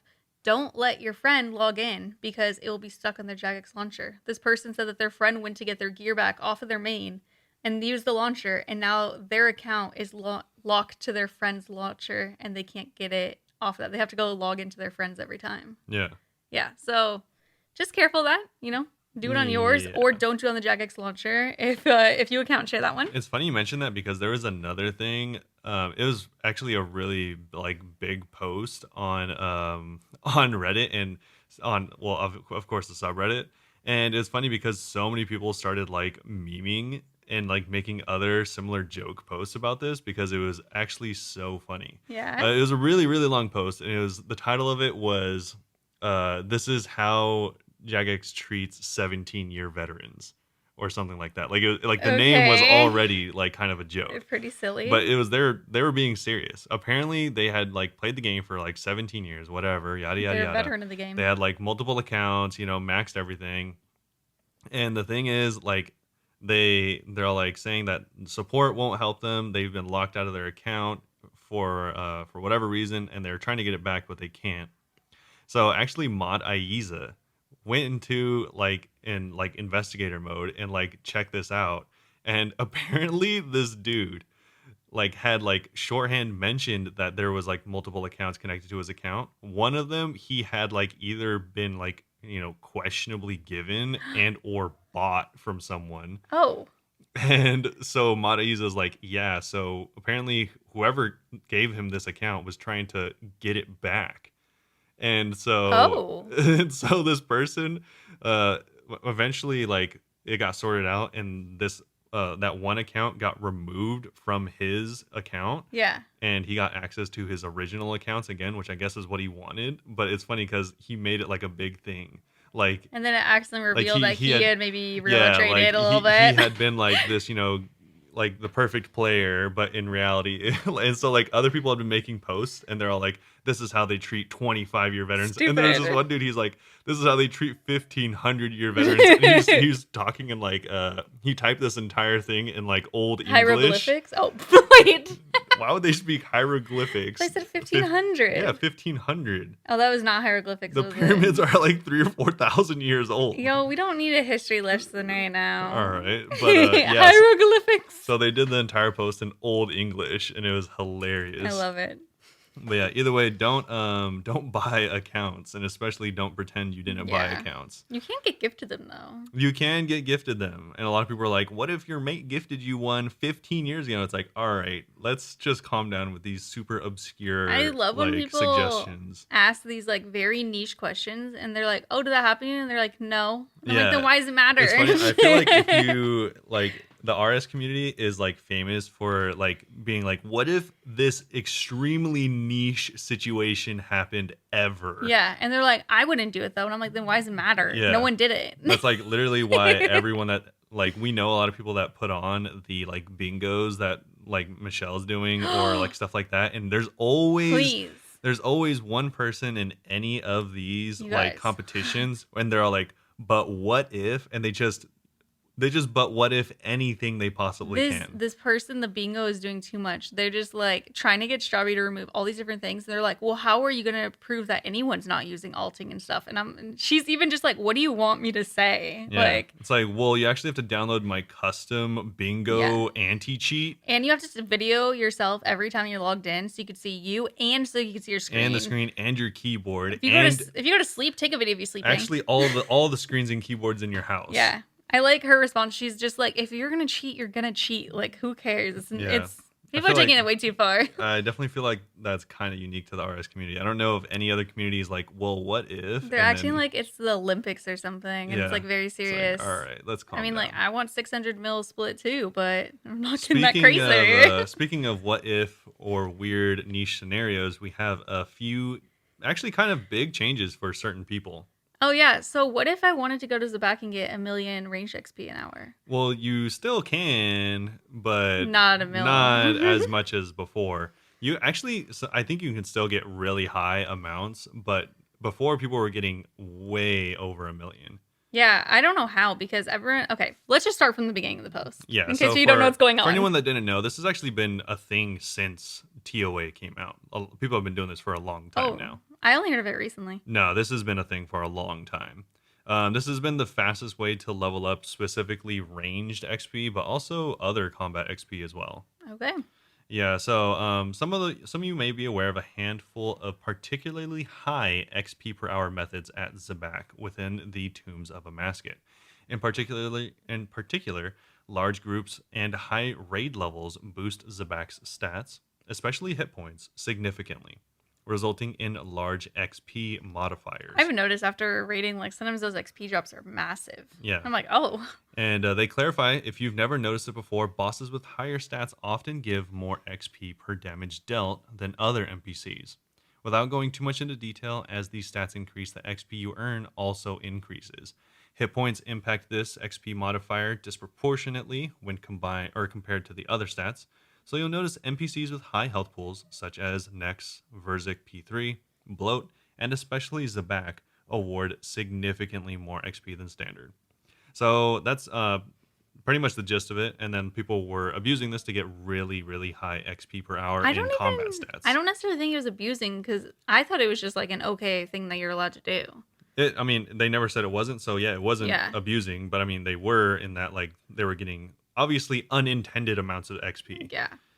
I think that's what makes it abuse is like this is no one's like, oh yeah, definitely get 1.5 million XP range per hour doing this method. That's like normal and natural. Yeah, so they go on to say that by scaling up your rate and bringing a large group, players have been able to achieve XP rates north of 1 million XP per hour in several combat stats, and organized groups are beginning to optimize these methods to the point where they're becoming accessible in a way that we believe damages the game's health long term. The way they worded that too, I think that they didn't have a problem with it until now. It sounds like people are boosting for money. It's probably that, and also it's becoming like more widespread and more known. This is something I think you can even solo do. Obviously, not to the same extent, but you could have gotten really good XP rates even by Yeah, yourself. you just go on like limitless deaths, and you just go and kill or shoot the back with arrows over and over and over. Yeah, I forgot the exact method, but yeah, you could solo this. It would be better than monkey or MM2 farming with Chinchampas, obviously. Mm-hmm. And the best part is it didn't really cost that much gold. Depends what you're So using. Oh, well, you can pick up your arrows no, and it, stuff it really too. didn't matter. Like Yeah, you could do with a corrupted bow. There's plenty of ways you to don't have do to do it. chins, which are expensive. Exactly. So it would have cost you almost nothing, Though and I you would have heard gotten a with lot of XP. chins, it was crazy XP here. Sure. Either way, on top of that, there's been another, you could say not exploit, but definitely a thing people were abusing, and this has actually like brought up some other questionable things for Zulra in particular. Okay. So we'll talk about that real quick. But this week we're introduced a hard cap on how much XP you can get, and it scales with hit points. So this is to combat the Zabak issue. Debacle. Yeah.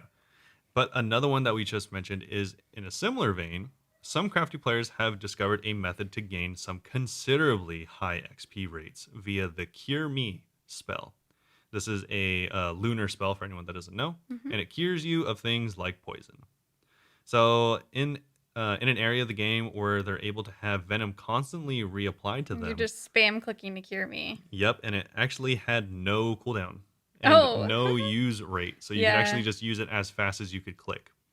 So this week they actually are updating and making a small tweak to the Cure Me spell that reduces the potency of this training method. They're actually just making it so that it is only usable once per tick. Still gonna get a lot of XP from it, probably. Yeah, so you can still get a lot of XP from it. This means that for any irons out there chasing Zulra kills without anti-venoms, you may have to spread out your clicks a little more if you're removing venom. So this is actually why it's become such a big issue is because for anyone that doesn't know, if you aren't using Cure Me and if you don't have, just straight up, it is difficult to remove venom if you're an Iron Man. Mm-hmm. Like getting the potions, I think is like 90. It's like over 90 herb lore, which is obviously really high. And on top of that, getting the herbs isn't easy either. So a lot of Yeah. people would just use Cure Me because you can just use it twice in the same game tick and then be cured. Because obviously, if it's venom, you have to use it twice. Does suck for irons that can't use as frequently. Yeah. So people were saying, why can't you just make it so you can use it twice per tick? Because then you could obviously still fully cure venom. Because Yeah. You have to, you go, cure it once and it's like taking anti-poison. Then you take it again and it's like you took an antidote. Precisely. So Yes. you would need to use it twice, and a lot of people don't. I mean, I don't think a lot of people realize, but unless you've done things like Zora, but spending another tick to do that is kind of a lot. No, I could see them having to go and address this again next week because it seems like it's going to make it a lot harder for irons. Yeah, it definitely is. Yeah. So a lot of people were saying F's in chat for anyone still I know. working on Zora as an iron because this makes it quite a bit more annoying. Yeah, it's like I don't know how good the XP rates could have been that people were doing it, but I will tell you oh, because it it is a doesn't say lot. on here. They do not say on here because I think one of the mods, I forgot which one, but one of the mods did respond in in Reddit when people were bringing this up, saying that even if they brought it down to having it so that 2 clicks per tick could be done, people would still be able to get near or over 800,000 XP per hour, Nice. which That's is crazy. a lot. I love it. So they were getting even more than that before. Yeah. Jeez. So they, I think, are going to look into ways on how to change this. People have even brought up some really good changes, saying like you could only use Cure Me if you're poisoned, or or if you're Venomed. in like a certain instance. Or there's like a couple people that actually came up with some good things that they brought up, and the mod even said that they would look into it Yeah, because it hopefully actually we was hear a good more on it idea. again later. Yeah. So that is kind of a big deal, but that is the changes. Yeah. There's also been a merch update. Alongside some new PvP-centric cosmetics in game, why not bring some fearsome fashionscape with you in the real world? To celebrate the return of Bounty Hunter, we're releasing a refresh PK Skull range on the merch store. So these are like t-shirts, some embroidered hats, a varsity jacket, and a key ring. So go check those out. They're actually pretty cool. They all only have one emblem, which are the skull and crossbones. Yes. I mean, of course, I think it looks cool. Yes, of course. I like the varsity jacket, actually. And the last thing, of course, as always, is going to be Crack the Clue. We have another hint. Speaking of the subreddit as well, some people are like, yeah, this is definitely going on way too long. Can someone please just solve it? Yeah. But so there's another clue if you're still working on it. Yes. But we can move on to the Bounty Hunter feedback blog. Hello and welcome to a rare follow-up blog. In case you've been living under a rock, Bounty Hunter made its way back to Gilnor with yesterday's game update, and we are over the moon to see so many of you jumping into Damon's Crater and enjoying the bloodshed. While we're extremely pleased with how things are going, you've shared a lot of feedback with us, and we'd like to keep you in the loop with the tweaks we're planning to make following release. Yeah. So, yeah, there's a couple that they're coming out with tomorrow or today as we are putting this out. It'll have come out. Yes, UK time. There's 2 cold fixes, but there's actually a lot of potential fixes later in next the weeks. Week. Yeah. And those ones are actually really big. So the 2 cold fixes, they're going to come out on May 26th, English time. First one, players will no longer lose their weapon imbue scrolls on death. You will lose the base item, but keep the imbue scroll on respawning. Yeah, this is nice because for anyone that didn't look at the prices, imbues, or actually a lot of the things in the store expensive. are very expensive. Yes.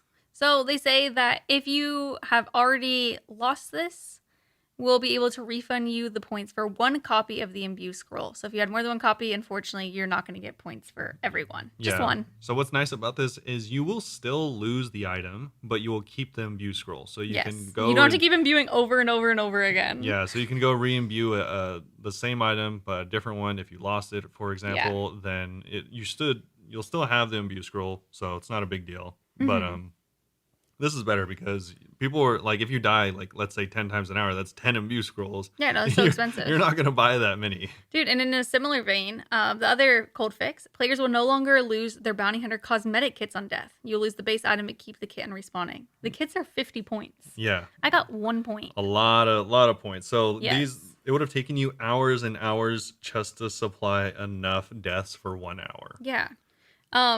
They also are only going to refund you 1 copy though. So if you have tons of kits, you only need 1 copy. So, but there's multiple items. You could have kits for several. Oh yeah, I guess so. You go in a fully decked out, you just would lose all of them, and you can only get 1 more now. Yeah. So hopefully, you only bought 1. Yeah. But moving on to the change list for future game updates. While we'd like to fit as many of these as possible in next week's game update, it's not likely we'll be able to fit all these into the updating time. Check out next week's news post or those podcasts to know exactly what's changing. But in the meantime, we have this little list. Yeah, speaking of things being expensive. Yeah, so they are going to look at adjusting the point cost of various rewards in the reward shop. So they say that they heard everyone's feedback about the cost being too high at present, so they want to decrement these to a place where they feel will be a fun goal for permanent unlocks and progression, not an insurmountable grind. Yeah, because 50 for a DDS just to look black is kind of a lot. Especially if you lose it. If you lost it before, I'd be so sad, man. On top of the ancient warrior items, we are looking to tweak the costs of blighted supplies, target teleport scrolls, and the XP lamps to make them a little more enticing. Similar to refunding points with weapon imbues and cosmetics, we'll be able to refund you the difference for points if you've already bought some. But again, 1 copy, though you shouldn't need any more than 1. So yes. if you actually bought 2 weapons, whoops. That reminds me, whenever I was learning Barbarian Assault, I accidentally bought 2 granite plate bodies. Nice. Mm-hmm. That's good. I didn't realize I bought 1.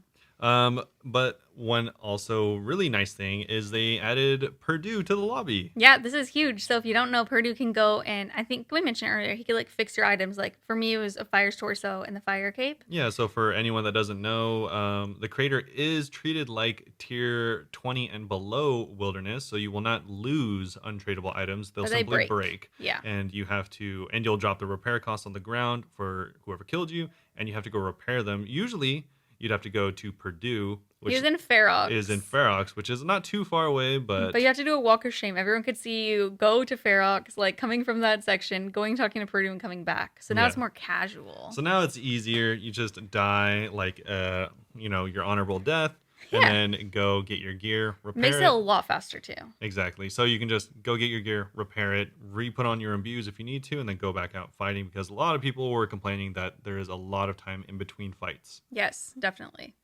This next one I actually was really excited about, weirdly.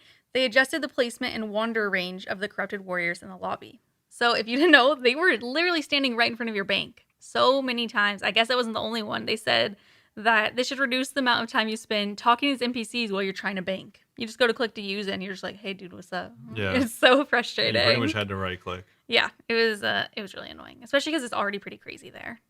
Next up, skipping an unschooled target no longer contributes to your skip limit for the purpose of the matchmaking penalty. This is a really big one. This is because really big. A lot of Scold players obviously don't want to fight unschooled players. It was hilarious yesterday. There was somebody, we were staying there for like a minute, and I was unschooled and they were schooled, and we were just like, welp. And they're like, yeah, ... And I was like, this is awkward. And they were like, you want to skull? And I was like, not really. But I ended up sculling for them. Yeah. So if you are fighting someone that isn't Scold, and obviously that may not be something you're into, you can skip them, and it's not a big deal. It won't go towards your 3 limit skip. Exactly. They fixed a bug where some people weren't receiving the correct warning dialogue message on skipping their final target before incurring a penalty. I can imagine how frustrating that would be to not realize. Yeah. Blighted supplies such as blighted vengeance sacks and blighted teleport sacks are now usable from inside the lobby. So you can use your venge and then go out like you normally would. And you could do the teleport to target a little bit nicer. Dude, the venge thing is actually huge though, because that's one of the things that took me forever. I'd get my inventory already and then be like, oh, wait. And then I have to put back food, grab all my runes to venge, put all my runes back, and then go and grab food again. Yeah, so that's now actually you can just huge. Use your sacks. Like everyone should have been able to. Yes, use your sacks. Yeah. Upon first spawning into the crater, you'll be granted 6 seconds of immunity from being attacked by any rogues, in case anyone's just chilling there waiting to attack you. Yeah, this was a really big complaint. People just getting rushed down. Yeah, that sounds so frustrating. If you just get, double specced by D-claws, it can be kind of hard to defend against that with no overheads. How do you recover? Yeah, so usually that you would eat just and run. mean that you die or you're running away. Yes. But on top of that, they actually added another thing that'll hopefully make this better as well. They made it so that if someone does spec you, they'll be blocked from exiting for 6 seconds. So they can't just double spec and then try to leave. There's actually a good chance that they can not leave and you can fight them back, potentially. Yeah, that one is probably also going to be one of my favorites. But I mean, to be fair, all the people that were specking me and then running away were taking more than 6 seconds. Yeah, so I'm like, exactly. This won't cure the entire situation of a lot of people just only specking, but it'll make it so that they can't just spec and run. Hopefully they get lucky and they didn't and they just run away. Yeah. So yeah, hopefully that'll help a little bit. Another one I liked, players will be able to teleport to their target once inside the crater if they've not been in combat within the last 12 seconds. It can be really hard to find them. Yeah, especially right now. Big area. There's a lot of players. Yeah. So. I tried to turn Entity Hider, but there's no setting for Bounty Hunter. So yeah. Probably needs an update. Exactly. Also, re-entering the crater after banking will actually add 15 seconds back to your 2-minute timer. So like we said, you get a skip after 2 minutes of no combat. Mm-hmm. So this is included in your resupplying time. So now they've added 15 seconds. So hopefully that'll accidentally skip. Yeah, so hopefully that'll make it so you have a little bit more time before you skip. Yes. World 541 will be moved from US West to US East, so that players in this region have a world where they can play on lower ping, since they're currently the only server region without a dedicated world. This is something we mentioned, actually. It's kind of crazy that West Coast got 2 worlds and East didn't get any. Yeah, it's kind of fun, good. but it's nice that they have their own now. Yeah. On top of that, they're working on a fix for targets dying as they leave the crater, not providing any loot to the killer. Literally the whole point of the game. Yes, very necessary. We're working on a fix for players killing a target who has recently been in combat with a rogue and not receiving any loot.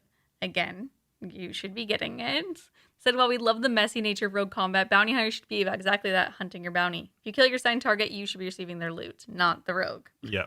And as a final change that they want to implement, adding a chat message upon entering or exiting the crater to remind you how long is left on your matchmaking penalty timer as well as giving you a reminder every 5 minutes. I like that, but I kind of thought they would just add a little timer in the corner. Yeah, I think they should just add it as a buff, kind of like how they do for a lot of other Yeah. things.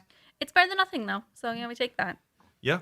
Yeah. So that is a lot of actually really good Really good, changes. actually. I think that's been a lot of people's feedback. I don't think this by any means will fix everything. Of course not. If you have more feedback, be sure to reach out to them at any of their usual channels and let them know. Yeah, so you can go to their Discord, which you might already be in if you want to check out their Discord stages for the new skill. You can also give your feedback there and stuff like that. So yeah, this has been it for Bounty Hunter. It seems like a pretty decent update so far. I know. I'm excited about it. Yeah. A lot of people were saying like they were kind of annoyed that there's no annoyed or like thinking that potentially Bounty Hunter is not going to last long because there's no tradables for it. Obviously, it's just like imbues and stuff like that. But someone did bring up a good point where last time there was tradables, it's just a lot of people abusing it, Yeah. like we so remember. You can't make money as much. I mean, that's how I made a mill. Yeah, exactly. So I think overall, unfortunately, this is kind of how it has to be. I don't know Yes. how they would add tradables without it being abused because that's just kind of the nature of RuneScape. Yeah, right? It's just like kind of like botting to me. I'm like, you can't really prevent it. Yeah. But moving on to our Q&A. Yes, our Q&A. We have a few questions from at least 2, even 3 people this week. 3 people, yeah. Before we go like straight into the Q&A though, Harger did have some things to say about sailing, like last week's discussion. So he said, I'm honestly really excited, but also really worried about sailing ruining the game from an appearance perspective. So their first concern, the world will be too crammed. If I can actually see like 20 boats crammed in front of the fishers from the shore of Catherby, it's going to ruin the beauty of the area. Same with Port Sarum. I don't think that will be an issue. I think that their rendering probably won't work like that. I don't think that'll be an issue because I don't think there will be any reason to be near a shore. It'd be like their bank standing, shore standing, I shore th- sailing. I think there will be people if people like want to be seen at the shore. That's why they'll roll up. I don't think there's going to be like a reason to go to the shore practically ever. I think you're Yeah. going to want to always be in deeper water. I agree. 2, I wish the boats would be more varied. If everyone's boat looks exactly the same, that's really boring. Imagine if you could customize sails and flags with crafting or paint wood with construction. Yeah. I hope that there's changes If like that. there's no ornament kits for your boat, That'd be nuts. there is going to be a very big. That would be like one of the most missed opportunities. That'd be like a POH that you can't change anything about it. Exactly. Like it should be like because it's like a POH level because there's like stuff to do on the boat. Yeah. So it's like you should be able to change it. I'm imagining that you'll be able to do stuff kind of like how you could just go and change your hair. You could be like, change the color of your boat. Yeah. They want to say, to be honest, I'm less excited about sailing now than a few months ago. I think it will cause big backlash. Sailing's a RuneScape 3 thing, not OSRS. Now there's going to be a future released old school RuneScape with the backup from 2023. Yeah, potentially, but I'm the opposite. I'm actually more excited about it after reading this. I'm still trying to be reserved about it. And You don't want to feel one type of way. Yeah, because That's I mean, fair. that'd be like getting excited about something that doesn't exist. Like I don't know what I'm getting excited about or getting unexcited about. So I think once we get more information, then it'll be easier to tell. But also, I think people have been asking for an old school RuneScape since I don't know, like before Hunter. People Like would want that anyway. yeah, people have been wanting that since 2007 Scape changed even Yeah. 1 second. I think it's just with old school, everyone has their own perception of when old school RuneScape started for them. Yeah. Yeah, Yeah. some people it's before even like Hunter. But moving on to our actual kind of question from Harger this week, it's actually a suggestion for a small free to play quest. So they said, there's not really a gang of misbehaved teenagers in OSRS doing minor crimes. We all know that teens like to be rebellious. Basically, different CPUs who constantly get pestered by the teen gang meet at a pub to discuss the problem and ask for your help. For example, a schoolgirl who wants to walk home safely, farmer who keeps getting his crops stolen, and a museum curator whose relics are ruined by the gang. You simply have to find the gang and talk to them, saying you'll report them to the guards if they don't stop. However, they are violent attack, and you'll have to attack back, bringing every teen to less than 25% before they individually run away. I think this could be a cool way to introduce more culture in OSR City while giving free-to-play players an easy combat quest. Yeah. As a free to play thing. Yeah, I could easily just see a little group of just like annoying little kids. Kind of like the little kids from Gertrude's Children. I think this would be cool if it was like done in like more of a unique way. Like I think it'd be A little cool more extravagant. because obviously the back alleys of Varrock. Like, Oh yeah, they just hang out there. I think if you're just like walking through there, and then if you've never done the quest, they approach you and this happens. They yell at you. And then suddenly the quest appears in your quest log. Like it Ooh. won't be a traditional thing where you can look through the quest log and see it. It only appears once you've like interacted with them. If not not appearing, it would remind me kind of like how Romeo will walk up to you and be like, "Have you seen Juliet?" And you could start the quest that way. Yeah, kind of like that. I like it when NPCs approach you. It's kind of cool. Yeah. We don't have a lot of that in RuneScape. I think that'd be cool. That'd be kind of unique. So I think that'd be interesting. I mean, obviously, it wouldn't be the biggest quest. It's obviously just a small free to play quest, but I think that'd be Sounds like it'd be a fun little one. a little bit of a unique thing. Yeah. Next up is a question from Ivor. So, thieving and doing other activities that seem like they should be disreputable in OSRS don't actually feel like you're doing anything wrong. Do you think certain activities, mainly stealing things, exploiting resources, and literally murdering people, would be more meaningful in game if they affected how NPCs interact with you? This would be akin to the reputation system in WoW, where being an evildoer with respect to some faction will actually make them hostile to you and prevent you from doing associated content unless you make amends. Current reputation systems seem kind of meaningless, like Currend, without being able to lose their reputation by being a menace to society. Yeah. I actually kind of do think, I don't know that I want it, but I don't think it makes sense that nothing is punishing. I will go farm, go to protect my crops, accidentally kill a gnome woman in front of all of her friends. And they're all just like, sure, I'll protect this for you. Yeah. I'm like, I feel like they should be like, hey, murderer, what are you doing? Yeah. I just like one-shot the people all the time. So this makes sense. It does right? make sense. But the thing is, this never works. Yeah, I don't know how it would. And one, I'm interested in it, though. The thing that they're mentioning in WoW is a very particular situation that has almost never happened ever, except for this one particular situation. He's a WoWer now, so. Well, this is actually really old. This is really, really old. Yeah, I don't know if Ivor plays anymore. There's a section of the game called Bunebape. Ain't no way. Yeah. Ain't no way it's called Bunebape. Well, they're pirates. Is this your hometown? Sure. And so, so it's actually pretty interesting because it's one of the few places in the game where the guards are actually neutral, where you can actually attack them, and they can attack you if you mess with them. And the thing is, you can gain reputation, and they'll become friendly eventually, and you can't attack them. But the thing is, if you want, there's a special interaction where you can attack them, and if you kill enough of them, you become so hated, you become the Bloodsail Admiral, and you get a special title, and you cannot enter the city anymore because they will attack you on sight. Can you redeem yourself somehow? You can, but it's give them, like, gifts or something. It's a very long process, and most people that go through that process simply just either don't go there anymore or don't play that character. You know what? I kind of like it. I kind of like the idea of what he was saying about maybe just like doing this in Currend in the area that you have stuff happening. Yeah. Like not like the stuff that you gain favor by, but like maybe if you go and just like are murdering citizens in Currend all the time, like the Shazian soldiers, if you go and like murder them or something. I don't even know if you can. Yeah. The only thing is like there's a lot of things actually. So one, this isn't fun. This is interesting, no doubt. Yes. But this isn't fun. I mean, look at any other RP game, role playing. Mm-hmm. Skyrim, this doesn't exist. Even in, GTA Online, where they have heavy RP, this doesn't exist because it's not a fun aspect. If you want to play something that's realistic, you'd play something like Arma, which is a realistic game, and people don't like playing it because it's too realistic. Yeah, because real life's not fun. That's why we're playing this medieval game. That's why game. you play games. Yeah. Thank God, real life, you're not just walking up, robbing people and stabbing them when you're trying to garden. Yeah, but on top of that, I think there's another issue where if these reputations did go down, it would be cool if they provided something interesting, but if they did go down, this would just be a daily. Yeah. Oh, that's true. Because it's kind of like how I log into Animal Crossing every day to go and give a neighbor a gift. Yeah, like how this would be like, do you like managing miscellanea? Would you like a lot of it? Because that's what this would be. Never mind. I don't like anymore. Yeah, sorry, Ivor. It's unfortunate. This is a good idea, but it's interesting, but it maybe wouldn't be fun. It's already been covered before. It's very, very difficult to implement a system like this without it having those problems. True. But I think it's a good idea, though. Yeah. As a follow-up, would you play a temporary hardcore iron game mode where there were actual laws of the land and punishments for not obeying them?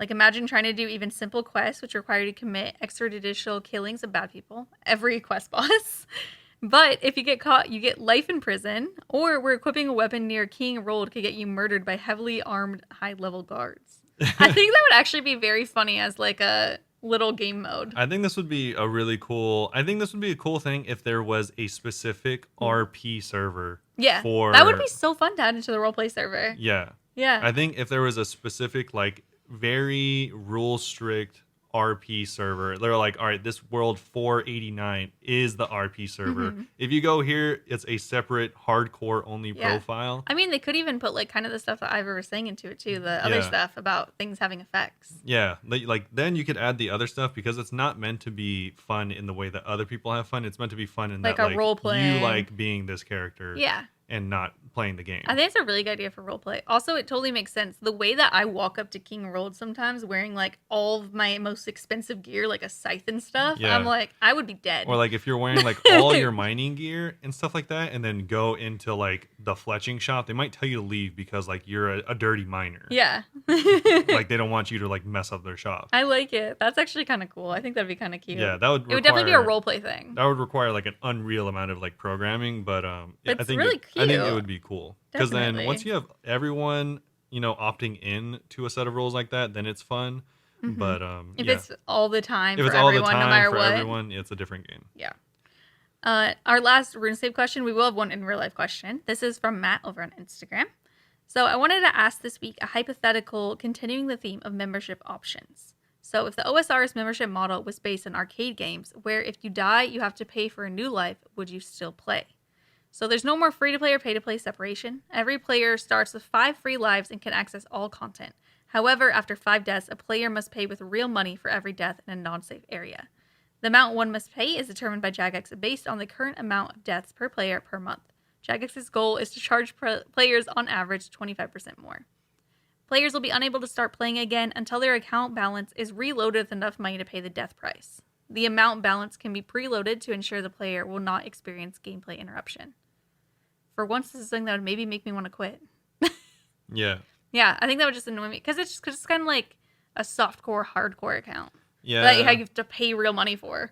The thing is, I think that would disincentivize harder content so that people just wouldn't do it, and then People wouldn't want to risk it. Exactly. Like people, I don't think they'd make more money doing that. I think that everyone would just play it safe and no one would die and they'd lose money. Yeah, I think people would either play it safe. So there would be some people that paid, obviously. Yeah, who don't care. Yeah, but then I think there would be a lot of people that are like, I don't want to do that, so I'm just going to only play safer content. Like, maybe they would still boss, but, like, it would be like, maybe like Vorkath, where, like, you don't die that much at Vorkath if you've done it a while. So, but learning stuff would be awful. Yeah, learning stuff would be... learning stuff's like $40. Yeah.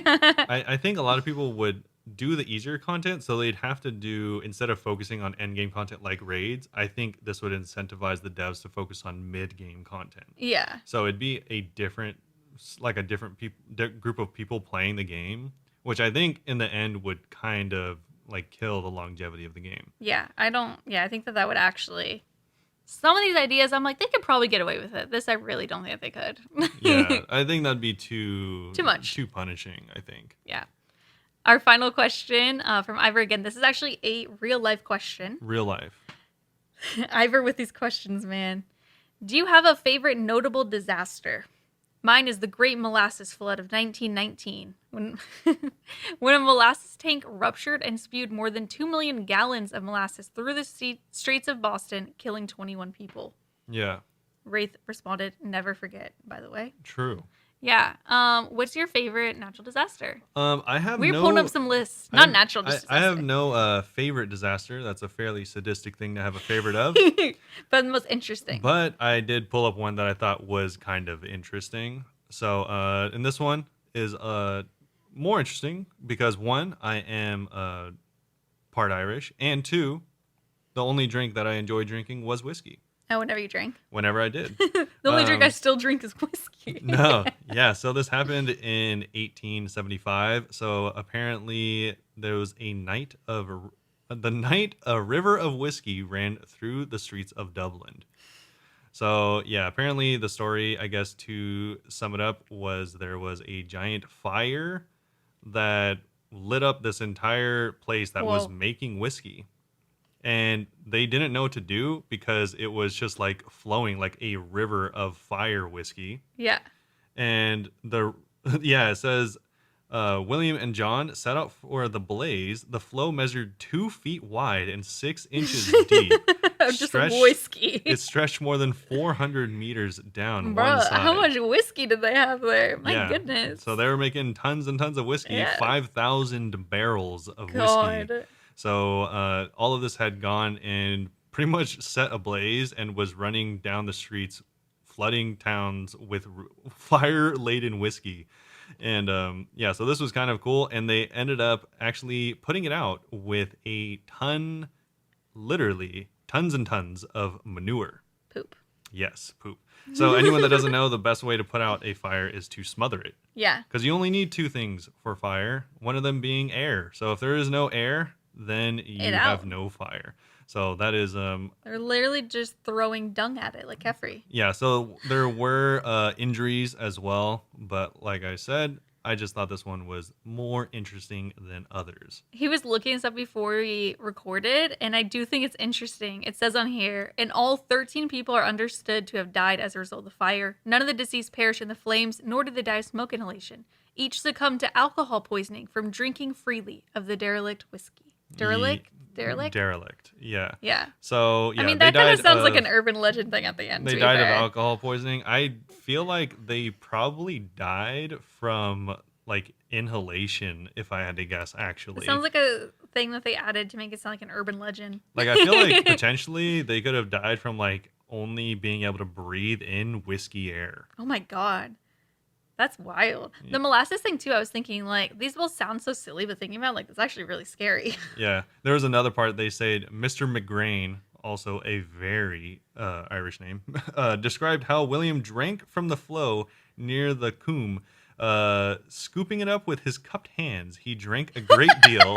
What I drank was out of a jug. Nearly everyone was drinking. Everyone's just going and getting drunk. Oh my God. Yeah, they go on to say the deceased suddenly fell down and became insensible. 2 men, strangers, helped me to bring him part of the way home. We then met some other men, neighbors, who helped them bring the rest of the way. So people were So just William literally died of alcohol poisoning. yeah. So people were just out there like cupped hands, drinking fire whiskey, and Yeah, don't chug alcohol. Alcohol poisoning's a thing, you guys. yeah. Also, You probably see a not, fire whiskey puddle? probably river? probably not out of a river of whiskey on fire as well. That's just unsanitary too. My goodness. Yeah.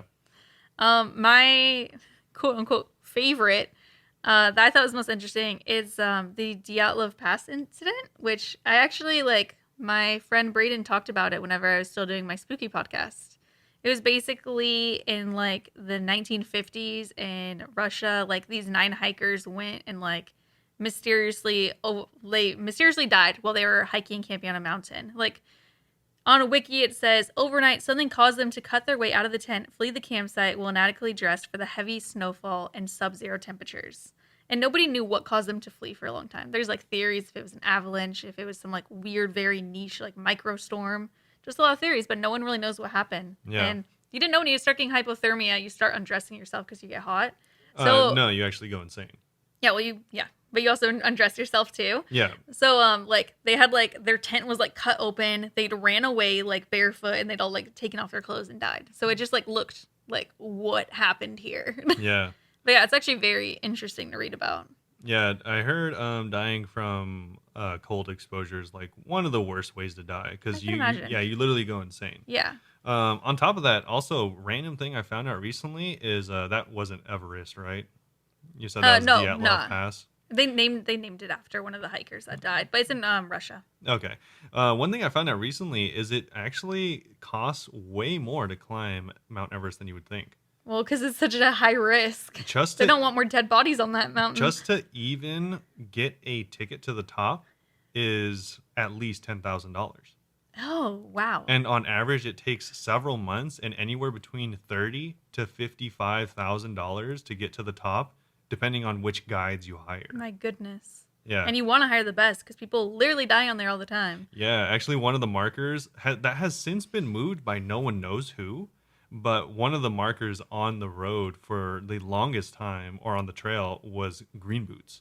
Yeah, it's someone who died was wearing green boots. Yeah. Since then, his body has been moved several times, so no one knows why or where he It's is. weird. But yeah, for years and years, he was up there. Yeah, it's pretty sad. You like can look up. Now we've gone a little off the rails, but I think it's very interesting. You could look up like the markers that people are just unidentified somehow. You'd think that someone would be like, "Oh yeah, my friend went to climb it, by the way," but No, they'll the just thing be is, like, they'll identify it strictly by their clothes. yeah.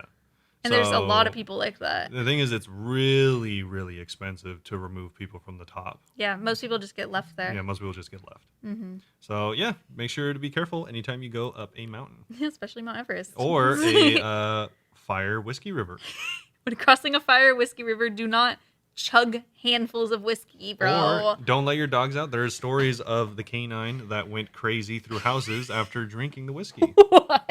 Yes, there's these are real stories. Watch out for a molasses puddle too. Yeah, so good thing we've since come a long way since 1859, but God. not too long of a way. Mine was exactly 100 years after that. Yeah, Interesting. either way. But yeah, that Pretty, is pretty that's cool. it. Pretty cool This question. week. If you too want to ask us any ridiculous questions Yeah, it doesn't or have to be really to RuneScape, clearly. I Any, find stuff like that interesting, so. or any non-ridiculous questions as well, feel free to ask us anywhere. We actually have just this week, like I mentioned, been upgraded to tier 3 Discord. So if you want to join our Discord, just type in discord.gg/Bunebape. You should get a invite to the server, and you can ask questions there. Join us for any games we might play or giveaways. Yeah, we do movie nights twice a week as well. We're still working on finishing, what's it called? Black Mirror right now. Yep. But we are like in the 4th season. So, hurry and join us if you want to enjoy that with us. Yes. In the meantime, you could ask us on any of our other social media if you don't want to join Disc. On Twitter and TikTok, it's Bunebapeosrs. Instagram, YouTube, and Twitch are all Bunebape. Like I said earlier, I stream 5 days a week at twitch.tv/Bunebape, and I'm going to be working on bingo this week. So come stop by and wish me luck, because apparently some of these teams who are joining are crazy, crazy gamers, and I should not have any help with getting first now, someone said. Apparently. Well, that's what STD said, but STD's probably a hater. Well, either way, good luck. And if you enjoyed it, hopefully you did, and we'll see you next week. But thank you all again, And we'll see you all and we'll see you all. very soon. Bye-bye. Bye-bye.